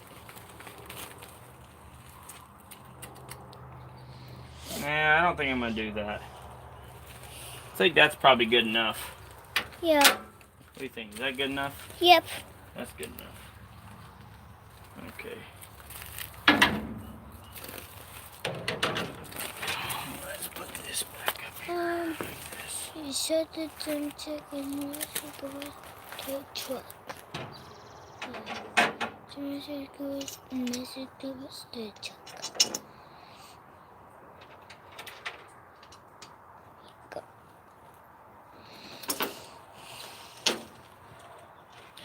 You having fun? Yep. Yep. You like watching Daddy work? Mhm. I can use one hand. Use both hands. It'll be more stable if you use both hands.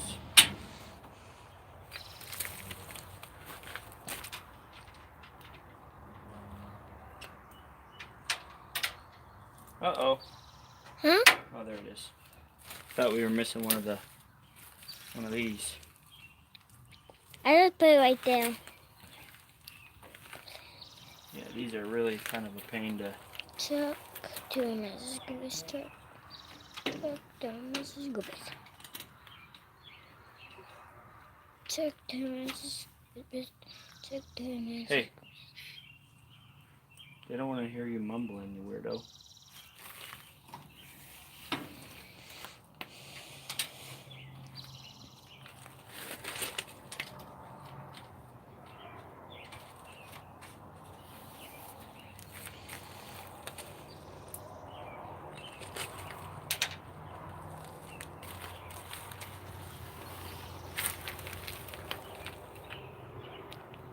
You got it? I may have to have you do it. My fingers are kind of fat. You know.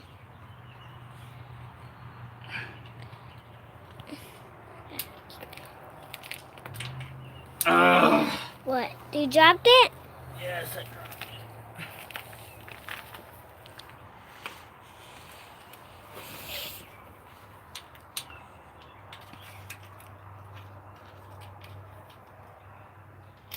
There we go. You got it? Got that one on. Okay. Good. Now I just gotta get this on.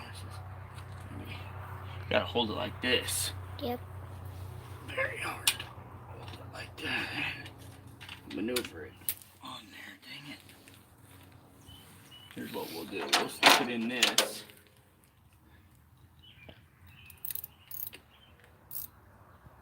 Okay. Stick it in this. Hold this up here.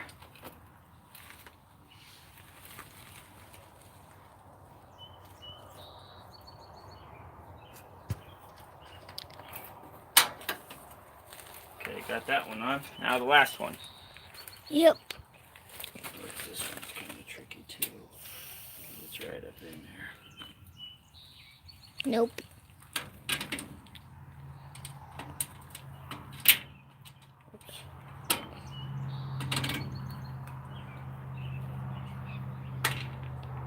Seriously?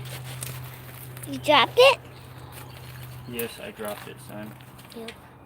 You did.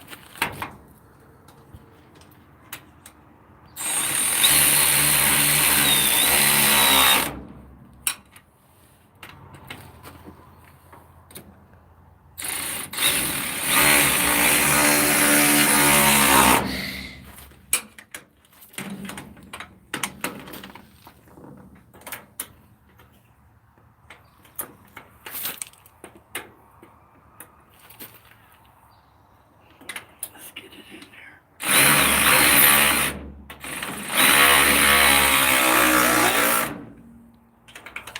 Okay, that's back on there.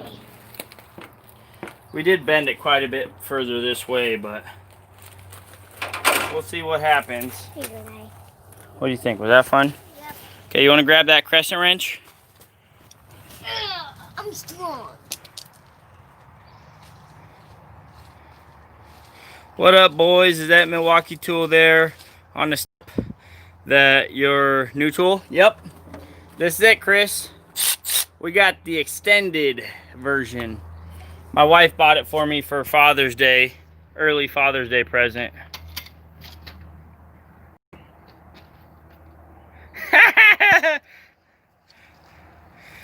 Blake, that's how you do mud flaps. Nice. Your life will change forever. Don't bend the bottom out too. Or bend the bottom out too. Yeah, I gotta try that. That metal piece. I gotta try bending that out. I tried bending it out last time. It didn't really. It was kind of springy, so it didn't really want to bend properly, you know. Okay, let's put these away. Okay, that one goes in this one. Okay, put it in there. Yep. And then both these go in here too. Got the 9/16 power torques. And we got the 1/2" power torques. Let's put those both back. There we go. Be careful. It's hitting something.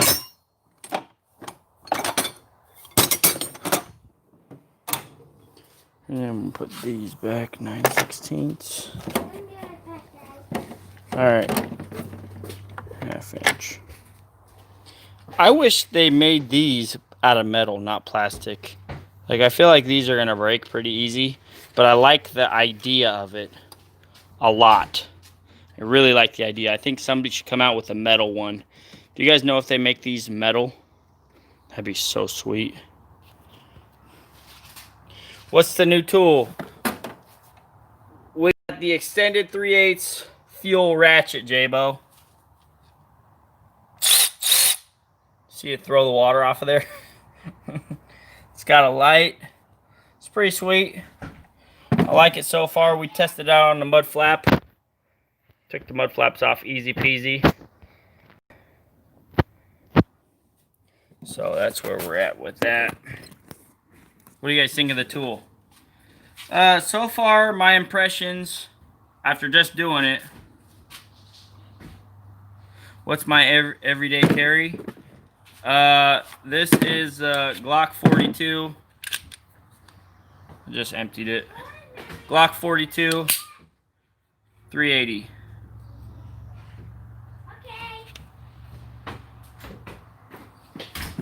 I modified the magazine to hold 7 rounds instead of 6. No, I don't keep one in the chamber. Got too many kids around. Yeah, that's right. You're not strong enough to pull the slide back yet, are you? Hey, honey. Huh. You want to tell people about the new tool you got me? You probably already did. Yeah, I told them about it. Came with 1 battery. Yeah. The 42, very surprising. Check out the 43. Yeah, it's a 9mm. Aftermarket, it holds 15 plus 1. Yeah, I did see that, J-Bo. The reason I went with the 380 was because of my wife. When we went shooting, when we went shooting, she did the best with the 380. And I figured if I ever wanted to, you know, I'll just show you guys. I just cleaned the thing not too long ago. If my wife never had her gun, you know, forgot her gun at home or something, and for some reason I needed to hand her one, then I knew I could just hand her this and she would know exactly how to operate it. You know? So that's why I went with the 380. Like I got a P80 that I carry a lot, but not all the time. This is my everyday one. It's a Glock 19. It's got I got a 27 round magazine for it, and I got a I think it's 15. Do they like this? Yeah, they like it. They can't wait to see me use this thing more. Say hi, honey. Hi. Why'd you get me this? Because you wanted one? Because I wanted one. You want to try it? No. No, thanks. Okay. You want to hold it? It vibrates. You probably like it. Yep. Yeah, Can I that's a try- cool tool, can I huh? try You that? want to try it? Mhm. Yeah. You want to try it too? You want to try it, Rosemary? Can I try it? Okay, try it.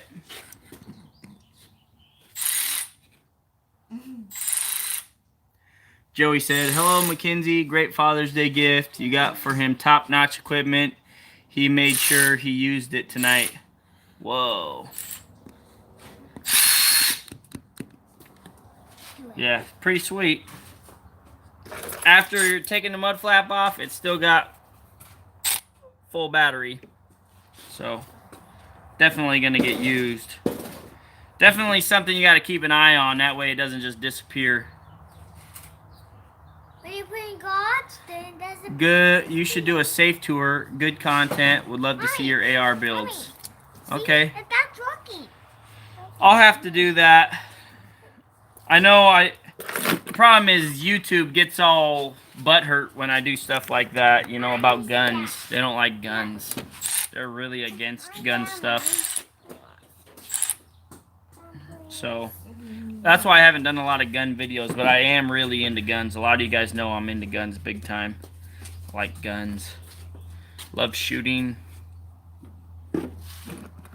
But here, let me see your Glock 42. What are these? They want to see the extended magazine on there. Check that out. Extended magazine. She's got the extended magazine on there. How many does this hold? 8. You look at counted. 8, 6, 7, 8. Yeah, 8. 8 plus 1. Hey, Mommy, look at me. Okay, here you go. Yeah. How many of you guys want to see an AR build that I did? That's a good question. I know J-Bo does. How many of you other guys want to see the safe tour of the gun safe?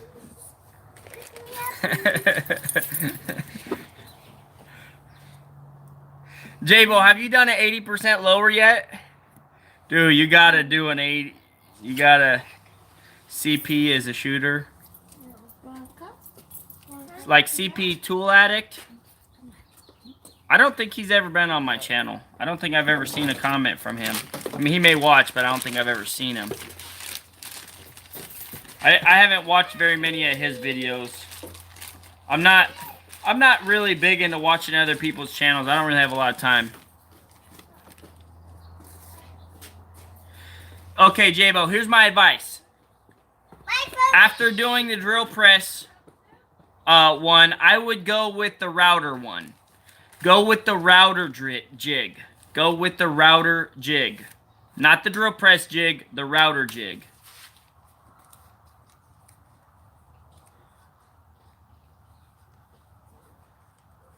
Yeah, we had a brief tour the other night. I did show everybody, like, just real quick what I had. I probably should be putting that on the internet. Somebody's going to come rob my house. If they do, my dog will get them before I do. Probably. But, dude, this thing's sweet. How many times can I press that button for the review? For $1,300, you can get a tabletop CC pre-programmed. We'll do 25 lowers. Dang!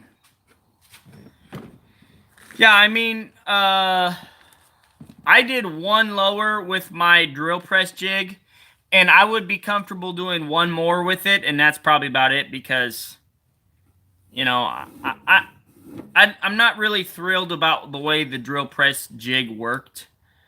At least with my drill press. I don't know. Your mileage may differ, but I've seen people use the router, and it looks so much cleaner. Oh, yeah, the mags, they go in perfectly fine. They go in perfectly fine. The problem I had a part with was getting the trigger assembly group into the part that it goes into. I had to do some extensive dremeling, let's just say. to get it in there. And it works great now. You're going to need another battery. Yeah, I'm going to need another battery before I finish. Before I press this enough. Joey, I'm the slowest man.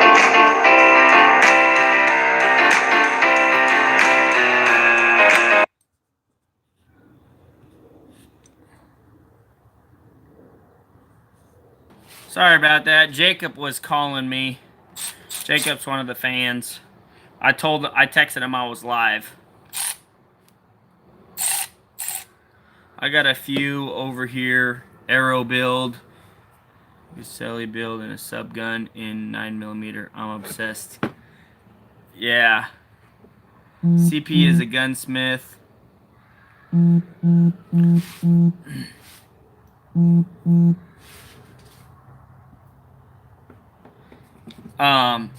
You know what the heck? Let's just go take a look at the guns right now. Since you're on here, might as well just take a look at them again. Why not? Let me put this toolbox away though first.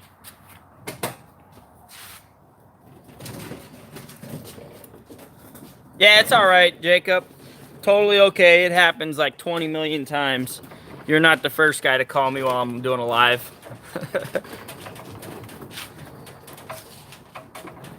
Yeah, boomstick.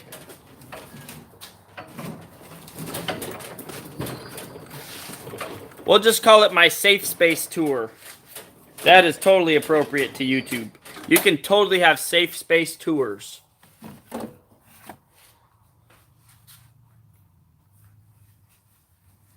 I don't know if it's going to make waves on the channel or not.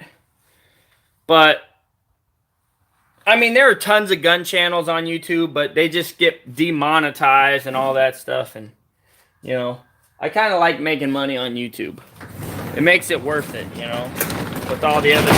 With all the haters I got to put up with, it makes it worth it, you know. Oh, snap. I forgot to put this stuff inside. Put this other stuff inside before I forget.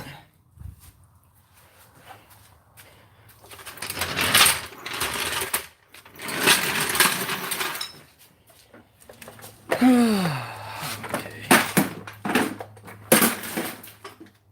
Alright. Let's close this up. Yeah, dude, I don't got time for that crap, J-Bo. Like, I got so much other content to put out. And I don't need the negativity.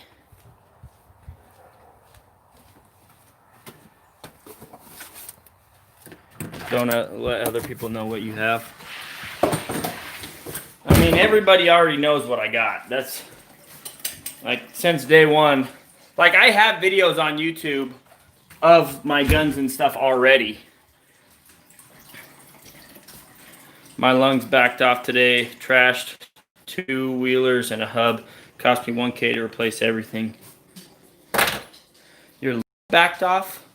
Holy smokes! 2 wheels and a hub. Cost me $1,000 to replace everything. Dang. That's nuts.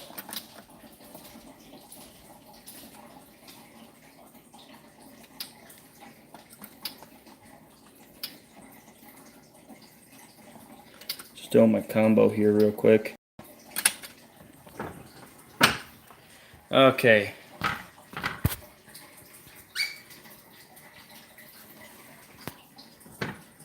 Let's open this bad boy up. So this is the gun safe tour J-Bo wanted. Alright. Here's my polymer 80 pistol. It's hot. Let's show you this. You know what? Give me a second. I'll be right back with my phone holder. Let me go get my phone holder real quick. This will make this so much easier. My sis had a question for you. It is, what does probability of detection mean? I have no clue what that even means, man. I'm guessing the ability, the chance of seeing something, the chance of noticing something.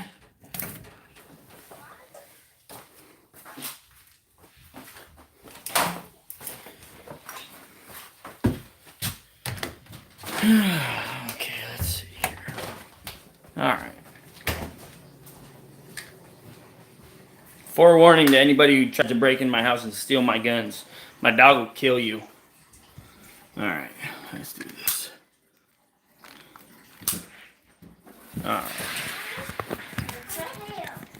Let's see, can I open the safe door with that not being in the way?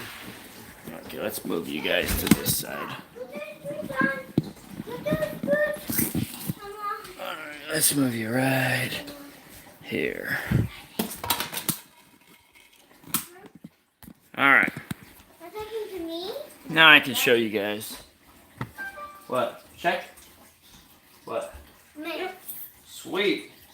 $14,000. Woo! We got the money rolling in now. Yeah! We got the money rolling in.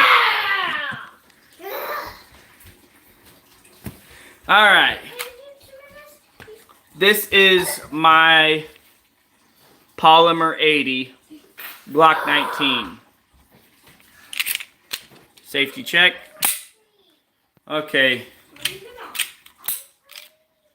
So, this is my Polymer 80 I built. As you can, I don't know if you can tell, but there's tabs right here that I had to sand off. Right here, you have to sand that tab off. You have to sand off the tab right here. And on the other side right there where the rails go. Who did the stippling? It came stippled like this, J-Bo. This came 100% like this in the kit. I didn't do any additional stippling to it. I thought about having it stippled, but I didn't. This is my favorite handgun to shoot, bar none. My favorite handgun to shoot.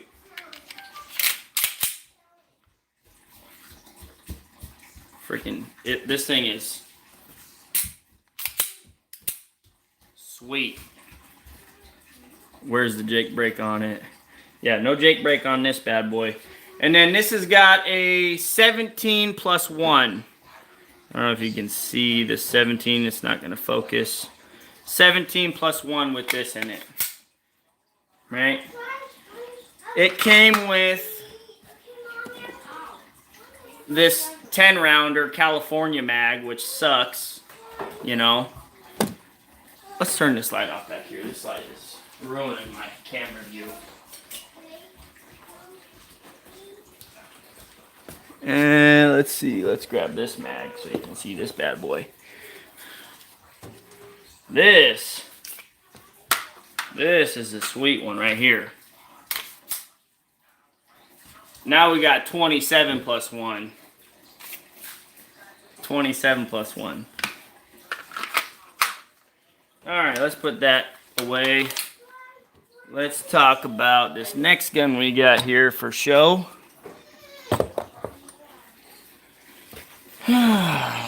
This is hot also. This is a Super Blackhawk 44 Magnum. You can see the hollow points in there. Got a big hollow point in there.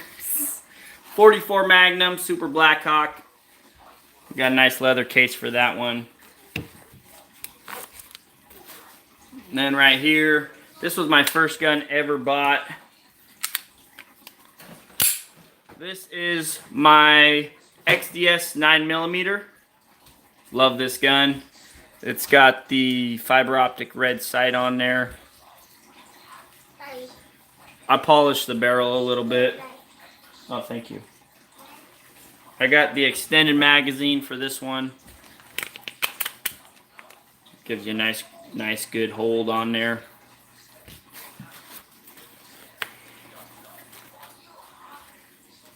Here's the Derringer pearl handle. This is a 22 Magnum.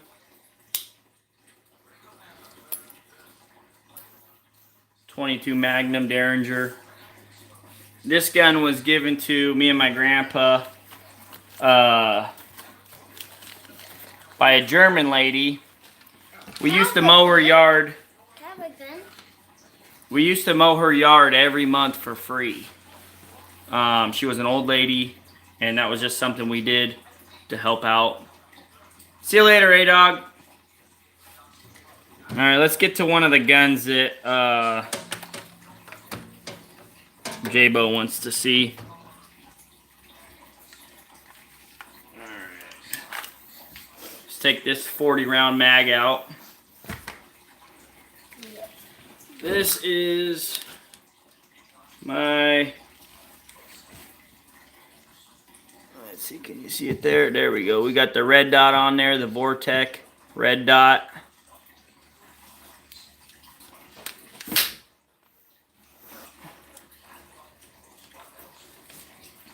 I built this gun.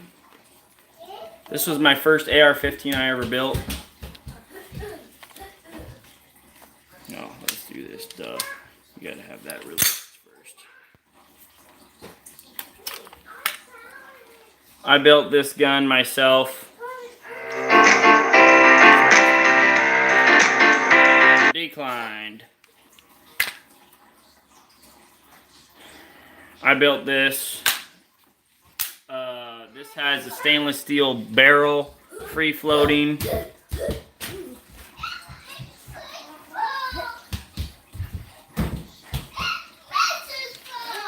Turn this off. We got the co-witnessing sights, flip up sights. Pretty sweet.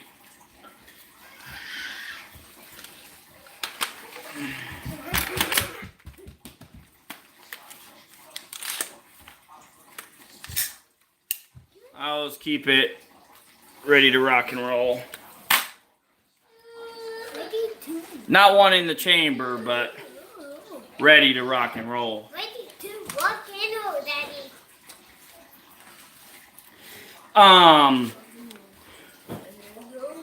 I was gonna put all these on this right here, but they didn't have enough, so I got these Troy ones, and I like them. It gives a nice wide purchase, you know, and this is really smooth, so it's not really abrasive, because this rail is so sharp, like it was, like they didn't deburr it or something. Private number again. Somebody's gonna just keep calling me with the private number. That is so annoying. Okay.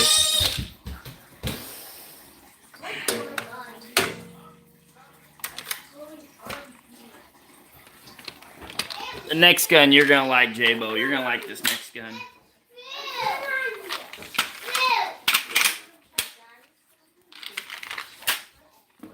This is my next gun right here.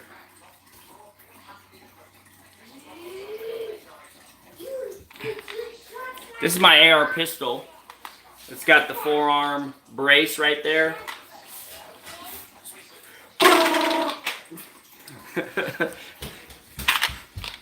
This is the gun I milled myself 100%. This is the 80% lower right here. This comes already milled out.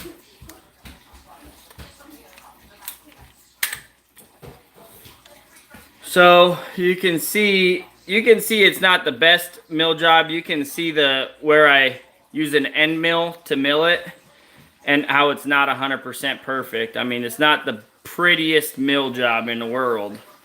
But, you know, everything works as it should.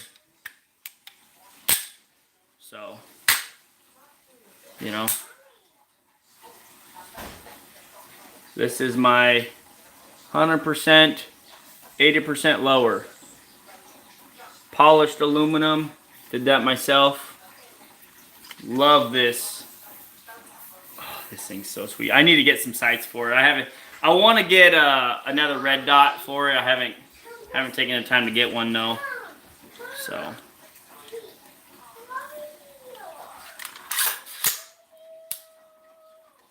Safety selector. Fire. Safe. Safe. Fire.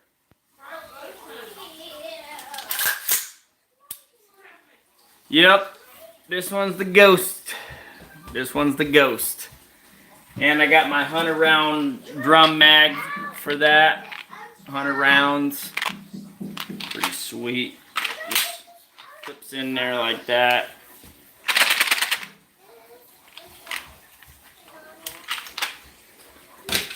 This one is super sweet. I love this gun. Super sweet. It's also got the assist for the bolt.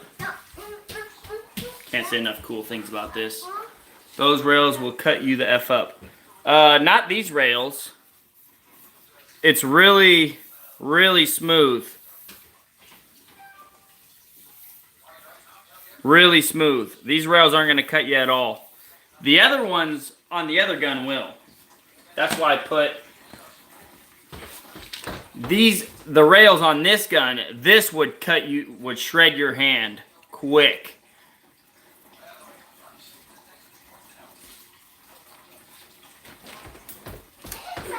It looks suppressor ready.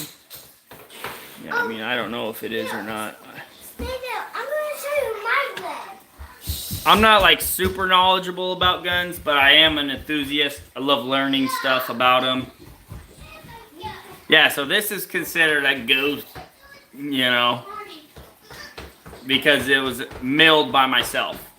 So I can't sell this. At least not in Washington. What's that smell? Oh, smells kind of fishy. Okay, so this gun right here, my grandpa gave me. This is my 7.7 Japanese sniper rifle.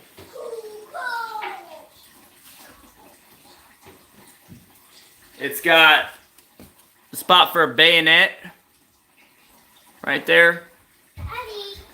My grandpa's uncle brought this back from the war.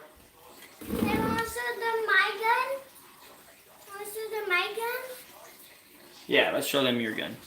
This is my son's gun.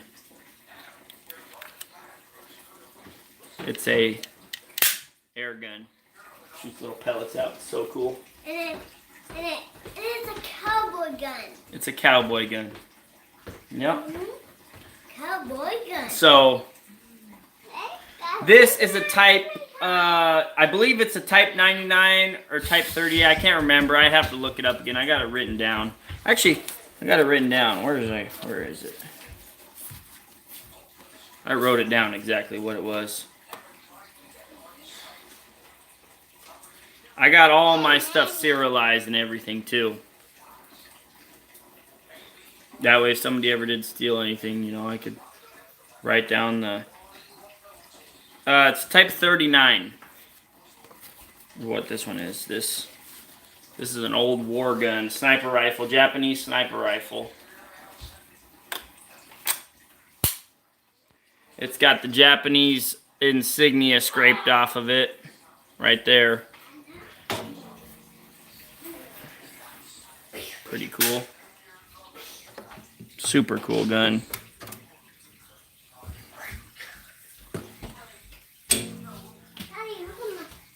This gun right here is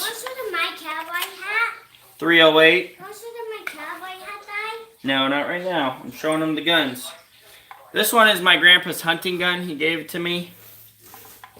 It's got a straight bolt. The bolt is a straight bolt action. It's a Swiss-made gun. Right? That's how that works. It's just a straight bolt. This is the safety right here.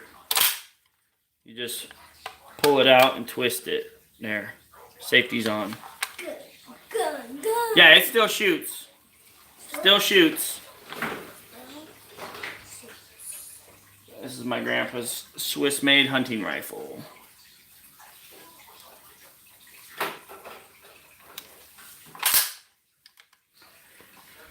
This is a 308 caliber. That's how it sits in the safe, ready to rock and roll. Just put a round in there.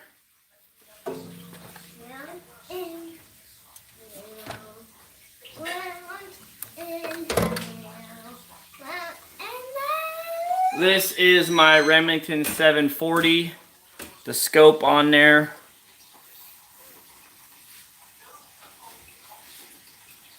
30-06.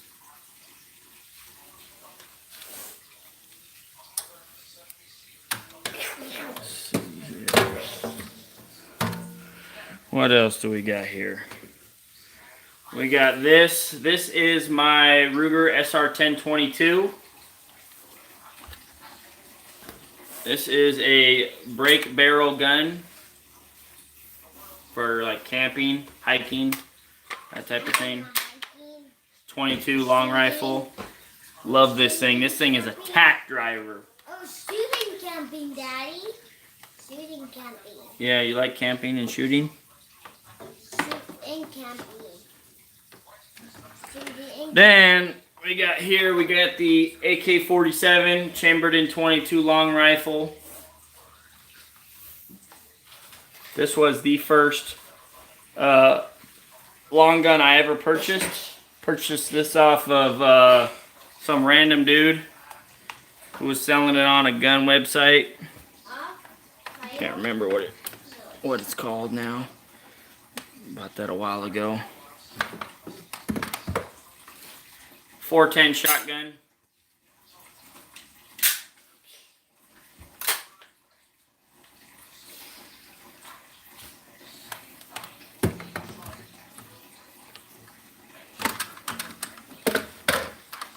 This is a British gun.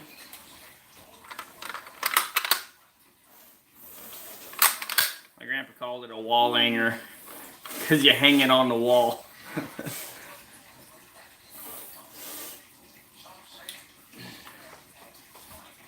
Had some sort of insignia on here. It looks like it got burned off.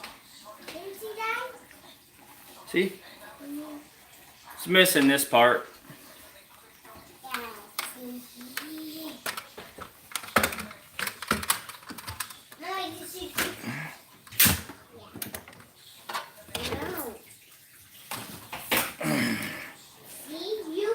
This is my 12 gauge shotgun. It's the Mossberg Blackwater. Semi-automatic. This thing is sweet. Blackwater. It's got the pistol grip. Boo, boo, boo, boo, boo. Holds like, I think it's 9 rounds, and then you can put a ghost round in there. Super sweet. This thing is sweet. Super sweet. Love this gun. This is my shotgun. We ended up buying 2 shotguns at the same time, one for me and one for my wife. I got the 12 gauge Blackwater, and my wife has the 20 gauge pump action Remington 870, the extendable stock. This thing kicks butt. All the shotguns are loaded. We always keep those loaded.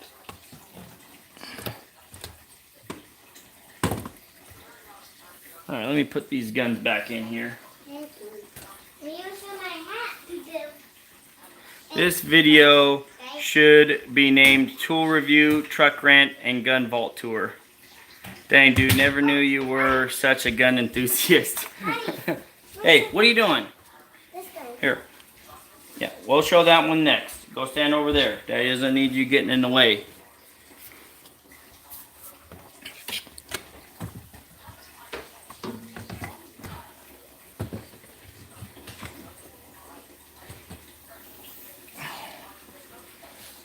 Yep, been a big gun fan my whole life. My grandpa's always had guns in the garage. Nice little collection of firepower. Now he's on the FBI watch list. Probably. I've been on that one for a while though, Joey. I used to drive tanker trucks into military bases. You know, so they check you over pretty good when you do that, I'm sure.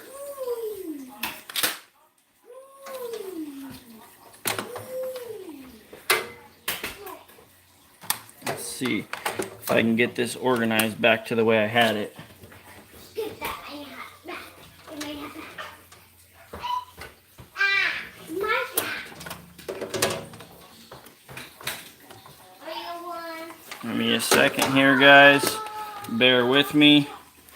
Organizing these guns to fit in this is kind of tricky because there's a lot of guns and I keep the magazines on there. Let's just show you. So this actually just slides out. Pretty sweet. It's mine. And that just slides back in. Then over here we got some ammo. We got 223 ammo. We got 20 gauge. We got 12 gauge. We got 22 long rifle. And then we got other rifle rounds behind that. And I got the home stuff.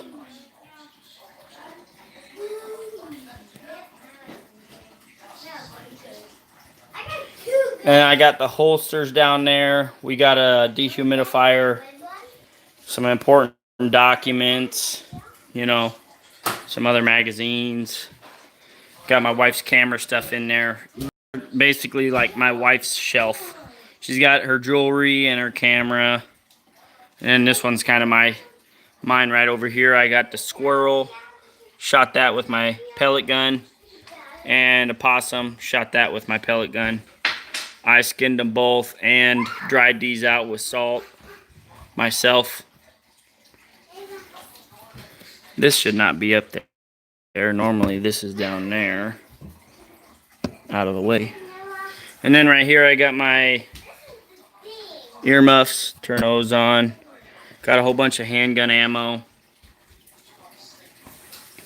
Yeah, let's put the drum magazine back up here. Right there. This is a speed loader for the drum magazine. You drop them in there and go stuff them in. Which is pretty sweet. I like to keep it on there. Yep, that's the gun collection. What do you guys think? Pretty sweet, huh? It's got LED backlit. This is a heavy duty safe. It's got the fire seal. You know. 90 minutes, 200 degrees. Customs. The safe alone, empty, is like almost 2,000 pounds, I think. Then once you put all our junk inside, then it's probably close to 3. I'm guessing, maybe 4.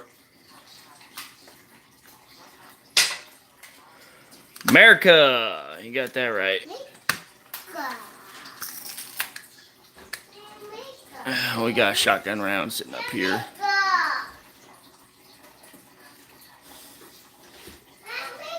Special type.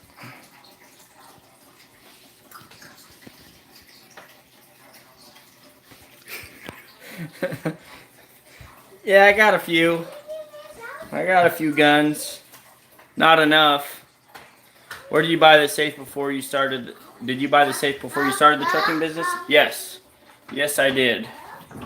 Bought the safe before I started the business. I was lucky enough to convince my grandpa to go half-seas on it with me. It was like $3,500, I think, for just the safe.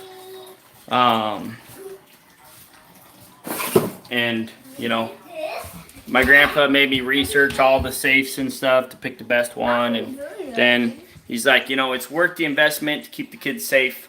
You know, my grandpa always left his guns lean up against the water heater in the garage, you know, but they were never loaded. He always said, you know, if you go to grab your gun and you ain't afraid to use it, then you can keep one. But if you're afraid to use it, then don't ever have one because it'll get used against you. You know, so that was kind of his thought process. Also, I got this chest right here I showed you guys last time. Let's see, I got the keys. Let me get the key for that one. Where's Daddy's keys? Can you go upstairs and check for Daddy's keys on the bathroom counter?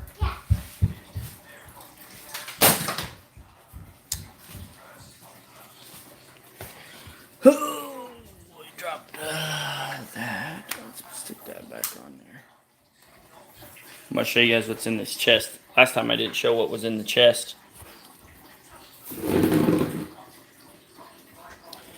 This is an old chest. Got some targets back there. Okay. Actually, the key for this might be in the safe. I don't see it on here.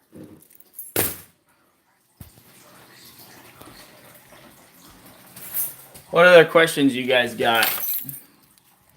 Well, you got me on here. Might as well just ask them all away. You had a 870? Yep. Yeah, that's a good shotgun. It's a great shotgun. Is a stream going to be available to watch later since I missed the first half of it? Yeah, it'll probably be... I don't think I'm going to delete it. I made one of my streams, only one of them, not viewable because I swore a lot in it.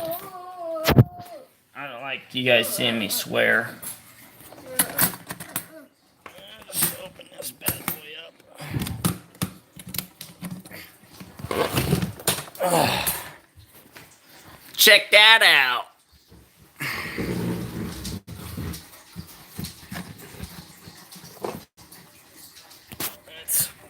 Don't let go of that, okay?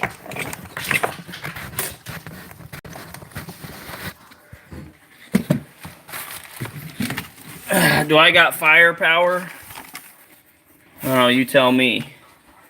That's probably a good 3 or 4 pounds of gunpowder right there.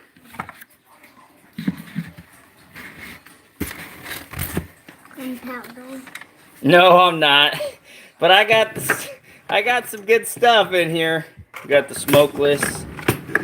We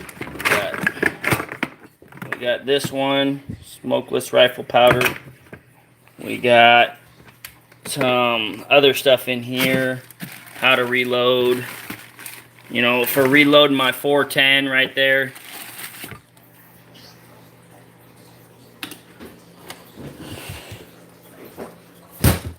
I got stuff to reload. Okay, yeah, hold that up. I gotta move all this junk underneath it. There we go. What kind of bullets are these? Grandpa gave me these. That thing is massive. It's not a 9mm. Anyways, all right, let's shut this.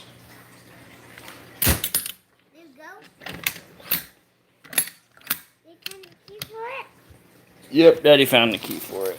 Okay, good.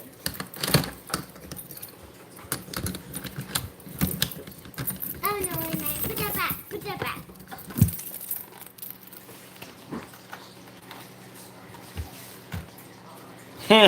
Yeah, you might be right, Rich. There's a lot of freaks out there.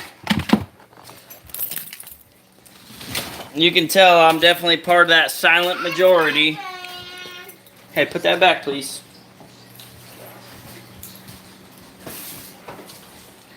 I wish I had my targets to show you guys. I threw them all away last time. I had like 20 targets. You could all see through one part of the target. Can you guys guess what part you could see through? Yeah, I've been on the watch list for a long time. When I delivered fuel for tanker trucks and stuff, I'd be going into military bases with, 10,000 gallons of jet fuel. They had AR-15s strapped up, checking out the trucks and, I don't know how many security clearances I had. Hey, get that crayon out of your mouth. Are you trying to be a Marine or something? Heard they eat crayons. No, black gunpowder. I do have Me and Grandpa do have muzzle loader. It's not here though. It's not here.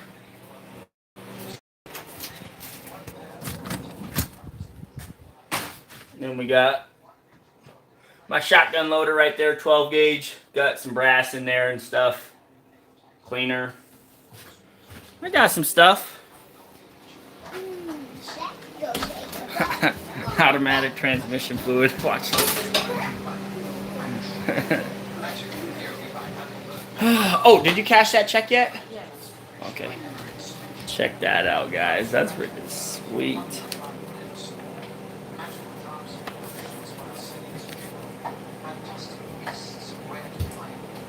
Let's see, how do I show you guys this without showing you everything?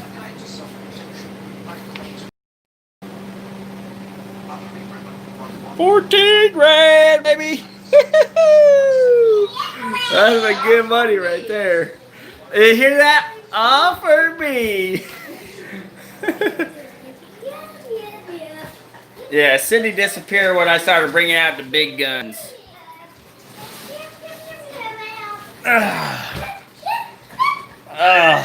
Man. We are so blessed to live in America, guys. I gotta cut this live stream short.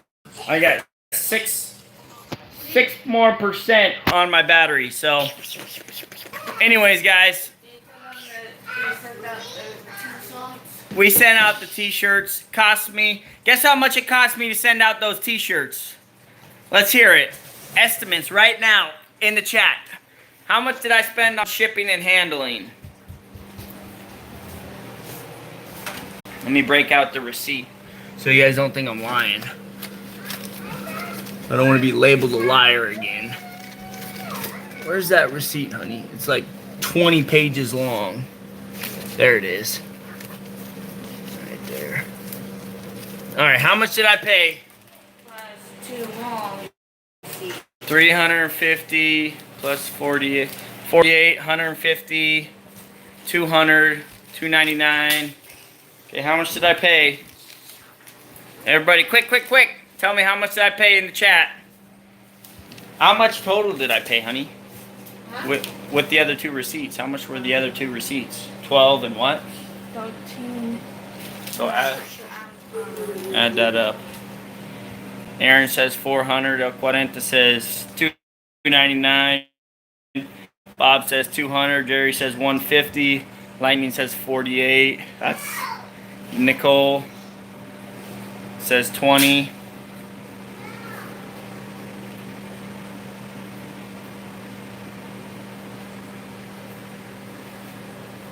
Okay, so total $342.48. 85 cents. 85 cents. Here's one of the receipts. $320. Let's see. Oh, is it gonna focus? Looks like it's backwards. Anyways, right next to my finger. $321.50. Where's my charger, honey? I need to plug this in. ASAP. Yeah, here it is. Gotta plug this in. ASAP. Yeah, you were off a little bit, Lightning. Basically $350 for shipping. So when I said I spent $1,000 shipping out shirts, I spent a little more than $1,000.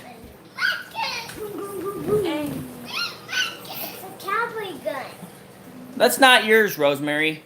It's Brian. That's Brian's. You want to get you one? No, not everybody gets something just because they want one, honey. I got one. I wanted one. Hentai? What's that, Nicole? Okay, we got it. The phone is charging now, so we don't have to check out right now.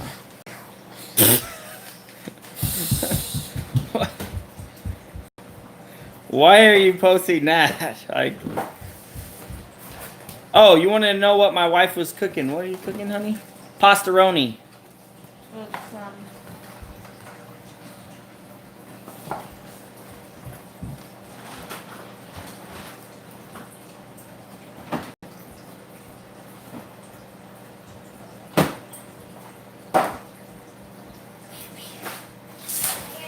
Too much for being a liar.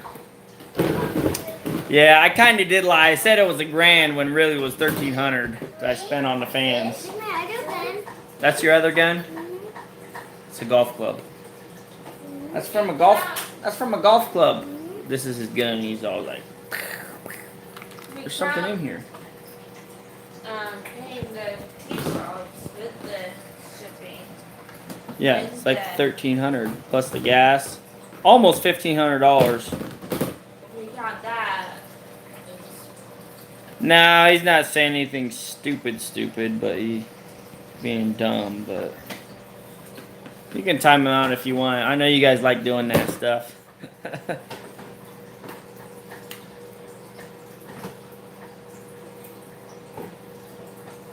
Show him your cowboy gun. Show him how it works. Yeah, plus the fuel cost.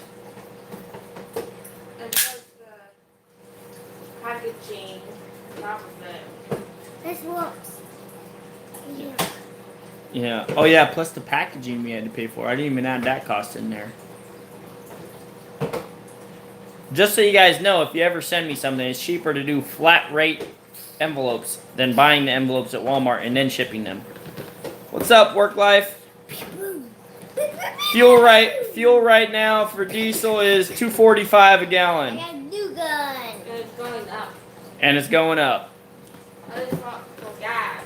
But Joey, I'm on it. Hey, get that out of your mouth. Don't be chewing on that plastic. It's not good for you.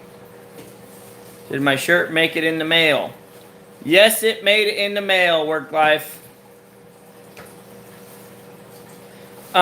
We sent off the shirts yesterday. Except for one. yesterday and one today. We sent off the shirts yesterday, and then there was a late guy. Really late on the... We go next week. So. They said next week. What's the receipt say? Here. The receipt says but to the 16th and the 19th. Between the 16th and the 19th. But they didn't say about the calendar ones. They didn't say what the Canada ones, Yeah. how long those ones take. Yeah, it didn't say. It was 3:30 in California. Holy smokes. some was one said today. And then some was between the 15th or the 16th, 15th. Here, But okay, so Ohio is expected to be delivered the 15th. there's some on the 15th. Cumberland, 15th. Salem, West Virginia is supposed to be the 18th. Raymond, NH, delivered by the 19th. Arizona by the 18th. Washington by the 12th. Somebody should be getting their shirt tomorrow. Today. Oh, today. Today's the 12th? Yeah. Somebody should be getting their shirt today. Hey. Whoever's in Clinton, Washington, should be getting your shirt today. Mom, my mom. Sheridan, IN would be the 15th. MI will be the 15th. Canada, it doesn't even say when Canada is going to show up. Calendar ones have been said. It says International Canada, weight, customs, first class package. Yeah, it doesn't have a date. It's an estimate. What? Does it say an estimate at the top? Not from the calendar one. Oh. Let's see, what are these other ones? Let me From the read these state down. Ones, it's all. Pittsburgh, PA should be the 18th. Kingsport, Tennessee, the 18th. MI, the 15th. New Jersey, the 15th. NC on the 15th. Port Orchard on the 15th. That's weird. Hey, sit down, please, and quit making so much noise.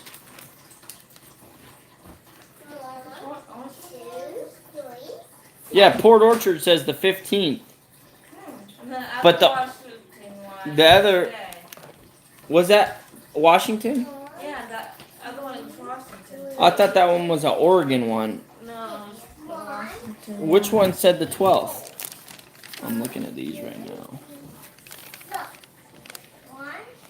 Ebo the 15th. California the Yeah. 16th. Clinton, Washington. Clinton, Washington. The 12th. The 12th. So, Send me beer, bro. I don't even drink beer, homie. If you guys want to send me something back, I drink root beer, Henry's. I like Henry's root beer. That's the only beer I drink. Yeah, Mormon beer. 209 in Upper Michigan for fuel. Do you have your own fuel tanks, or do you go to the gas station? I got my own fuel tank. I go to the gas station every time, but I do have 2 fuel tanks. They're like 300-gallon fuel tanks, but they're at my grandpa's. I haven't got them set up yet. I know, work life. Where'd he go? Like, I was waiting for his $2 super chat. Didn't I shout him out at the beginning of the video? I thought I shouted him out at the beginning. Henry Weinhardt's. Yeah, that's a good root beer right there. You got that one, and then there's a Frosty one. I think it's called Frosties. Is that what? Frosties? Frosties is probably my all-time favorite root beer. That one is good. Old Crony, you forgot to do the $2 super chat. That makes it official. I drink Barge root beer.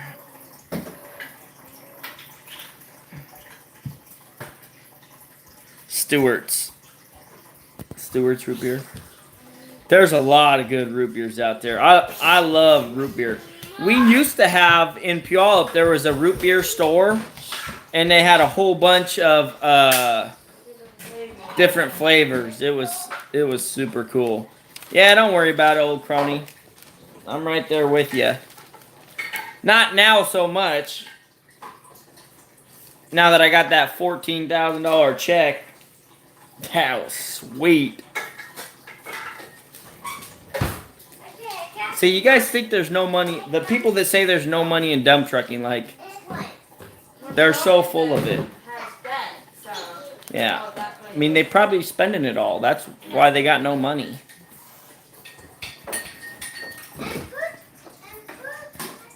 How about A&W? Oh, yeah, we drink A&W, Jerry. Of course. I can barely afford a Bolt. That's because you drive that Dodge. Them's fighting words right there. Them's fighting words. Or do you have a Chevy? I can't remember what you drive. I get you guys mixed up. Everybody drives something.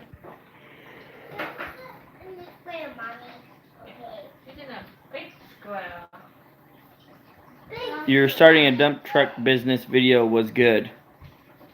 Oh, thank you. I'm gonna do another video how to start a excavation business, and it's gonna basically be like the same type of format video, how to start an excavation business. Hey, I was using that.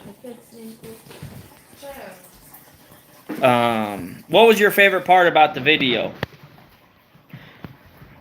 Did you like the comedy of it? Did you like the snappiness of the editing? Did you like the actual information I was giving out? Like, what is what you like the most about it? The people that say there's no money are the ones driving a new pickup but still running an old dump truck. I drive a Dodge and a Chevy. Buy cash.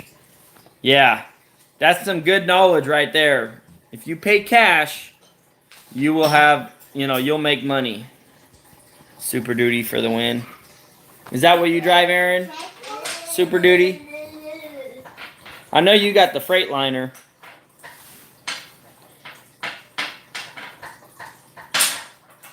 I'd love to have a Super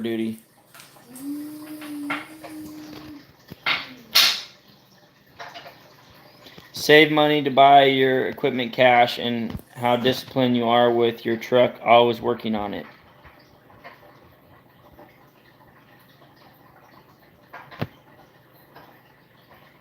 We say if you have to have the payment longer than 48 months, you shouldn't have bought it. Yeah, that's what Dave Ramsey says. So basically 2 years. No, 4 years. If you got the payment for 4 years, then you shouldn't have bought it. That's good advice right there. That really is. I would honestly say less, honestly. But I'm probably going to have that super dump for... I'm probably going to have that payment for a while. Unless they take it back, you know, and give me my money back for all the stuff I've had to go through with it. Oops, did I bump you? Oops, did I bump you? We like 24 to 36 months. I mean, my favorite is when I walk up with a stack of $100 bills and I just lay it on the table and that's it. I got a Mack Granite triaxle dump truck and it's always in the shop. What's it in for?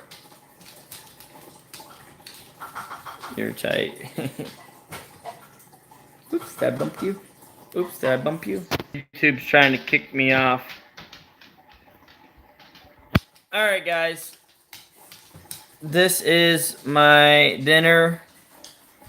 It's pastaroni braking suspension parts. Really? I just spent a butt ton of money on suspension, like springs and bushings. Oh man. This is pastaroni, but it also has, what's it called, honey?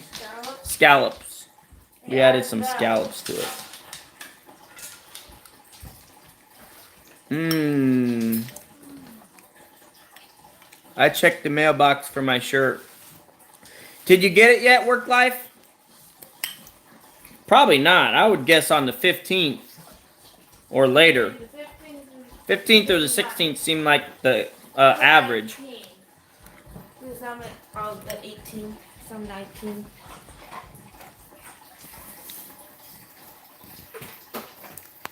$19.99 F250 4x4 with the gas motor.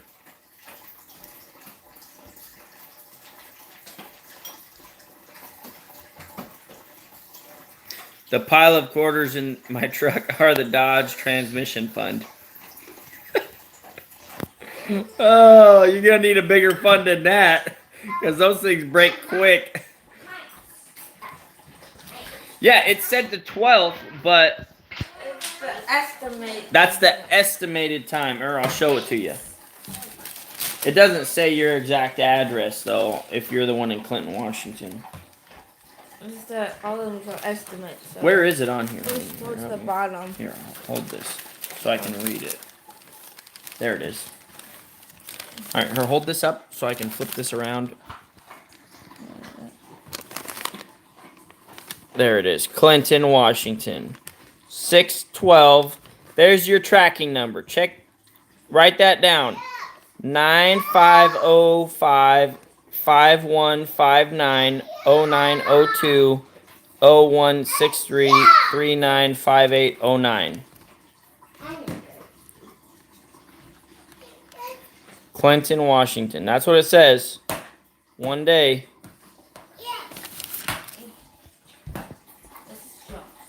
I don't know. Fire them. They didn't send it on time. It's the post office. We expect. But it did say estimate time. We'll probably do a live stream. I must not be very far away from you. That's what I'm guessing.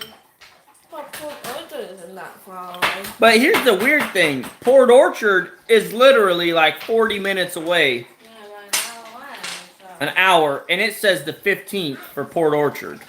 So maybe. So I don't understand that at all. That doesn't make any sense to me. I don't even know where Clinton, Washington is. I've never even... Oh, up near Everett? Okay. So you're a little bit further than Port Orchard. Why is it saying Port Orchard is estimated for the 15th? Probably because they have a schedule to go across the bridge, probably. They don't go across the bridge every day. I don't know. That's what I'm going to guess.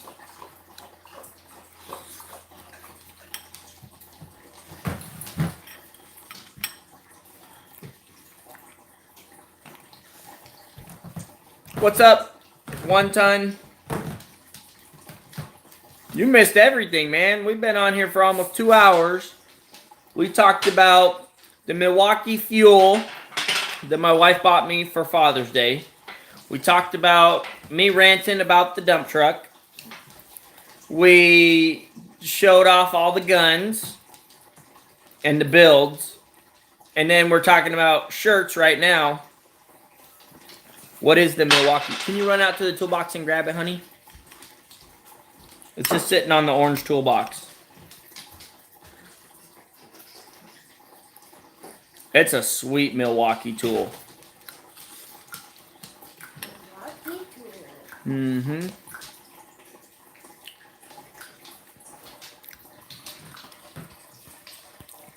Dang, you're a Milwaukee boy, Bo.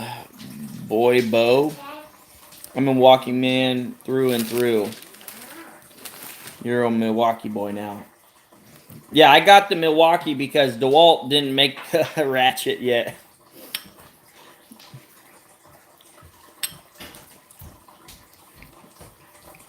Yeah. I've always liked Milwaukee tools.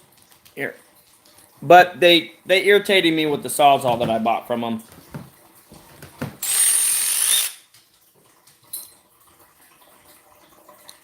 We got the extended 3/8 ratchet.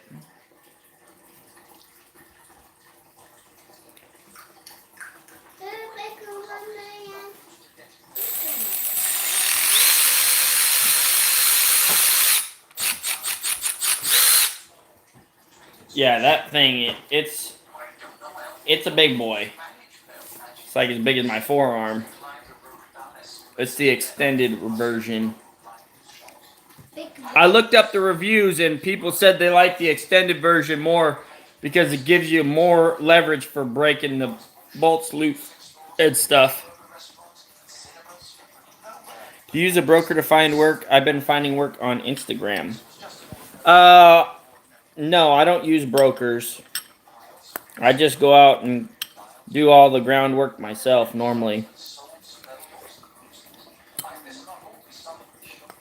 Every once in a while, I'll have a dispatcher that doesn't charge me.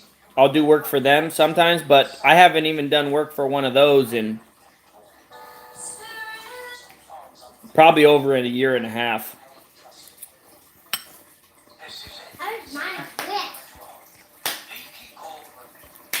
But I have never, ever paid somebody to give me work. Since I've started my business, I've never done that. I just got a 12-volt, 1/3 horsepower right angle die grinder today from Milwaukee. It is nice. Ooh. Is my boy Joey in here tonight, keeping Cindy in line? Yeah, he's in here, but Cindy never showed up.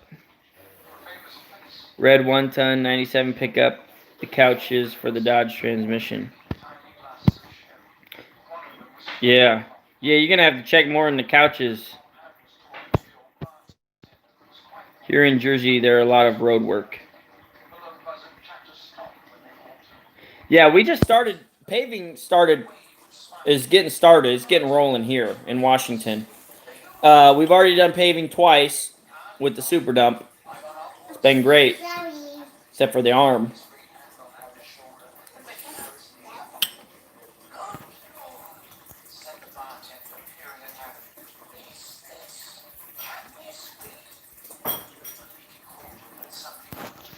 My grandpa has a Dodge 2000 and what year's your grandpa's Dodge, honey? 2002? 2002, I think. Since the day he's bought it, the transmission's been junk, he said. He had it rebuilt and bulletproofed, and it's still not very great.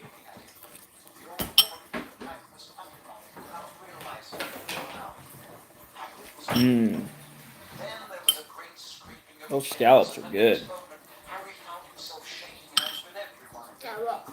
Anyways, guys, we've been on here for 2 hours. I hate to eat in front of you guys. So, thanks for tuning in.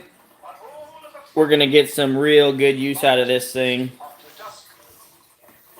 Let's see. This switch right here is a really hard switch to do.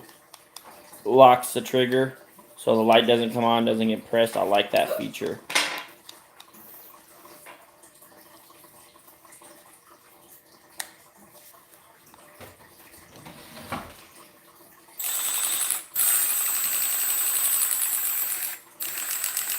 Have any of you guys watched the AVE breakdown of these tools? That guy's so cool. Yeah, DeWalt's behind the game. They need to if I'm already switching over to Milwaukee, they need to step up their game. We've already gotten it dirty. Check that out. It's already dirty. We took a mud flap off. Put it back on. Worked really good so far. Can't wait to get some use out of it. You guys definitely going to be seeing it in my videos.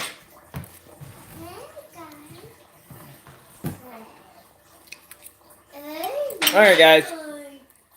I'm going to catch you on the next one. Don't forget to pound that like button, pound that subscribe button for all you guys that are new watching. It's not a tool until it's dirty. Amen. You want a brand new NV 4500? It's only $3,600. Ouch. You might as well buy another truck. No. Did you get the high amp battery? How do I tell? I think this is just a 2 amp hour.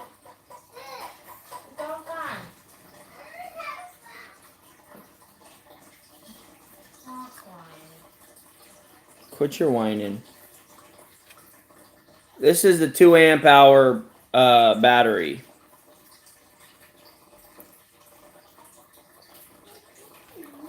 Says on it 12 volts, 24 WH lithium ion.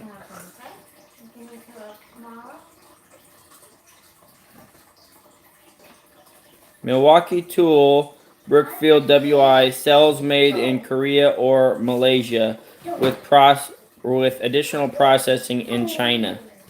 Isn't that nuts? Like, this battery was made in like 5 different countries. That's nuts. You wanna try it out? Rosemary, eat your food.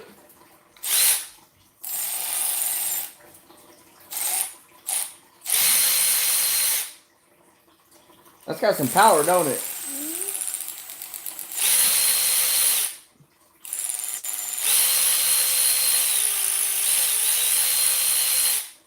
Okay. Alright, guys. Thanks for watching. I'll catch you on the next one.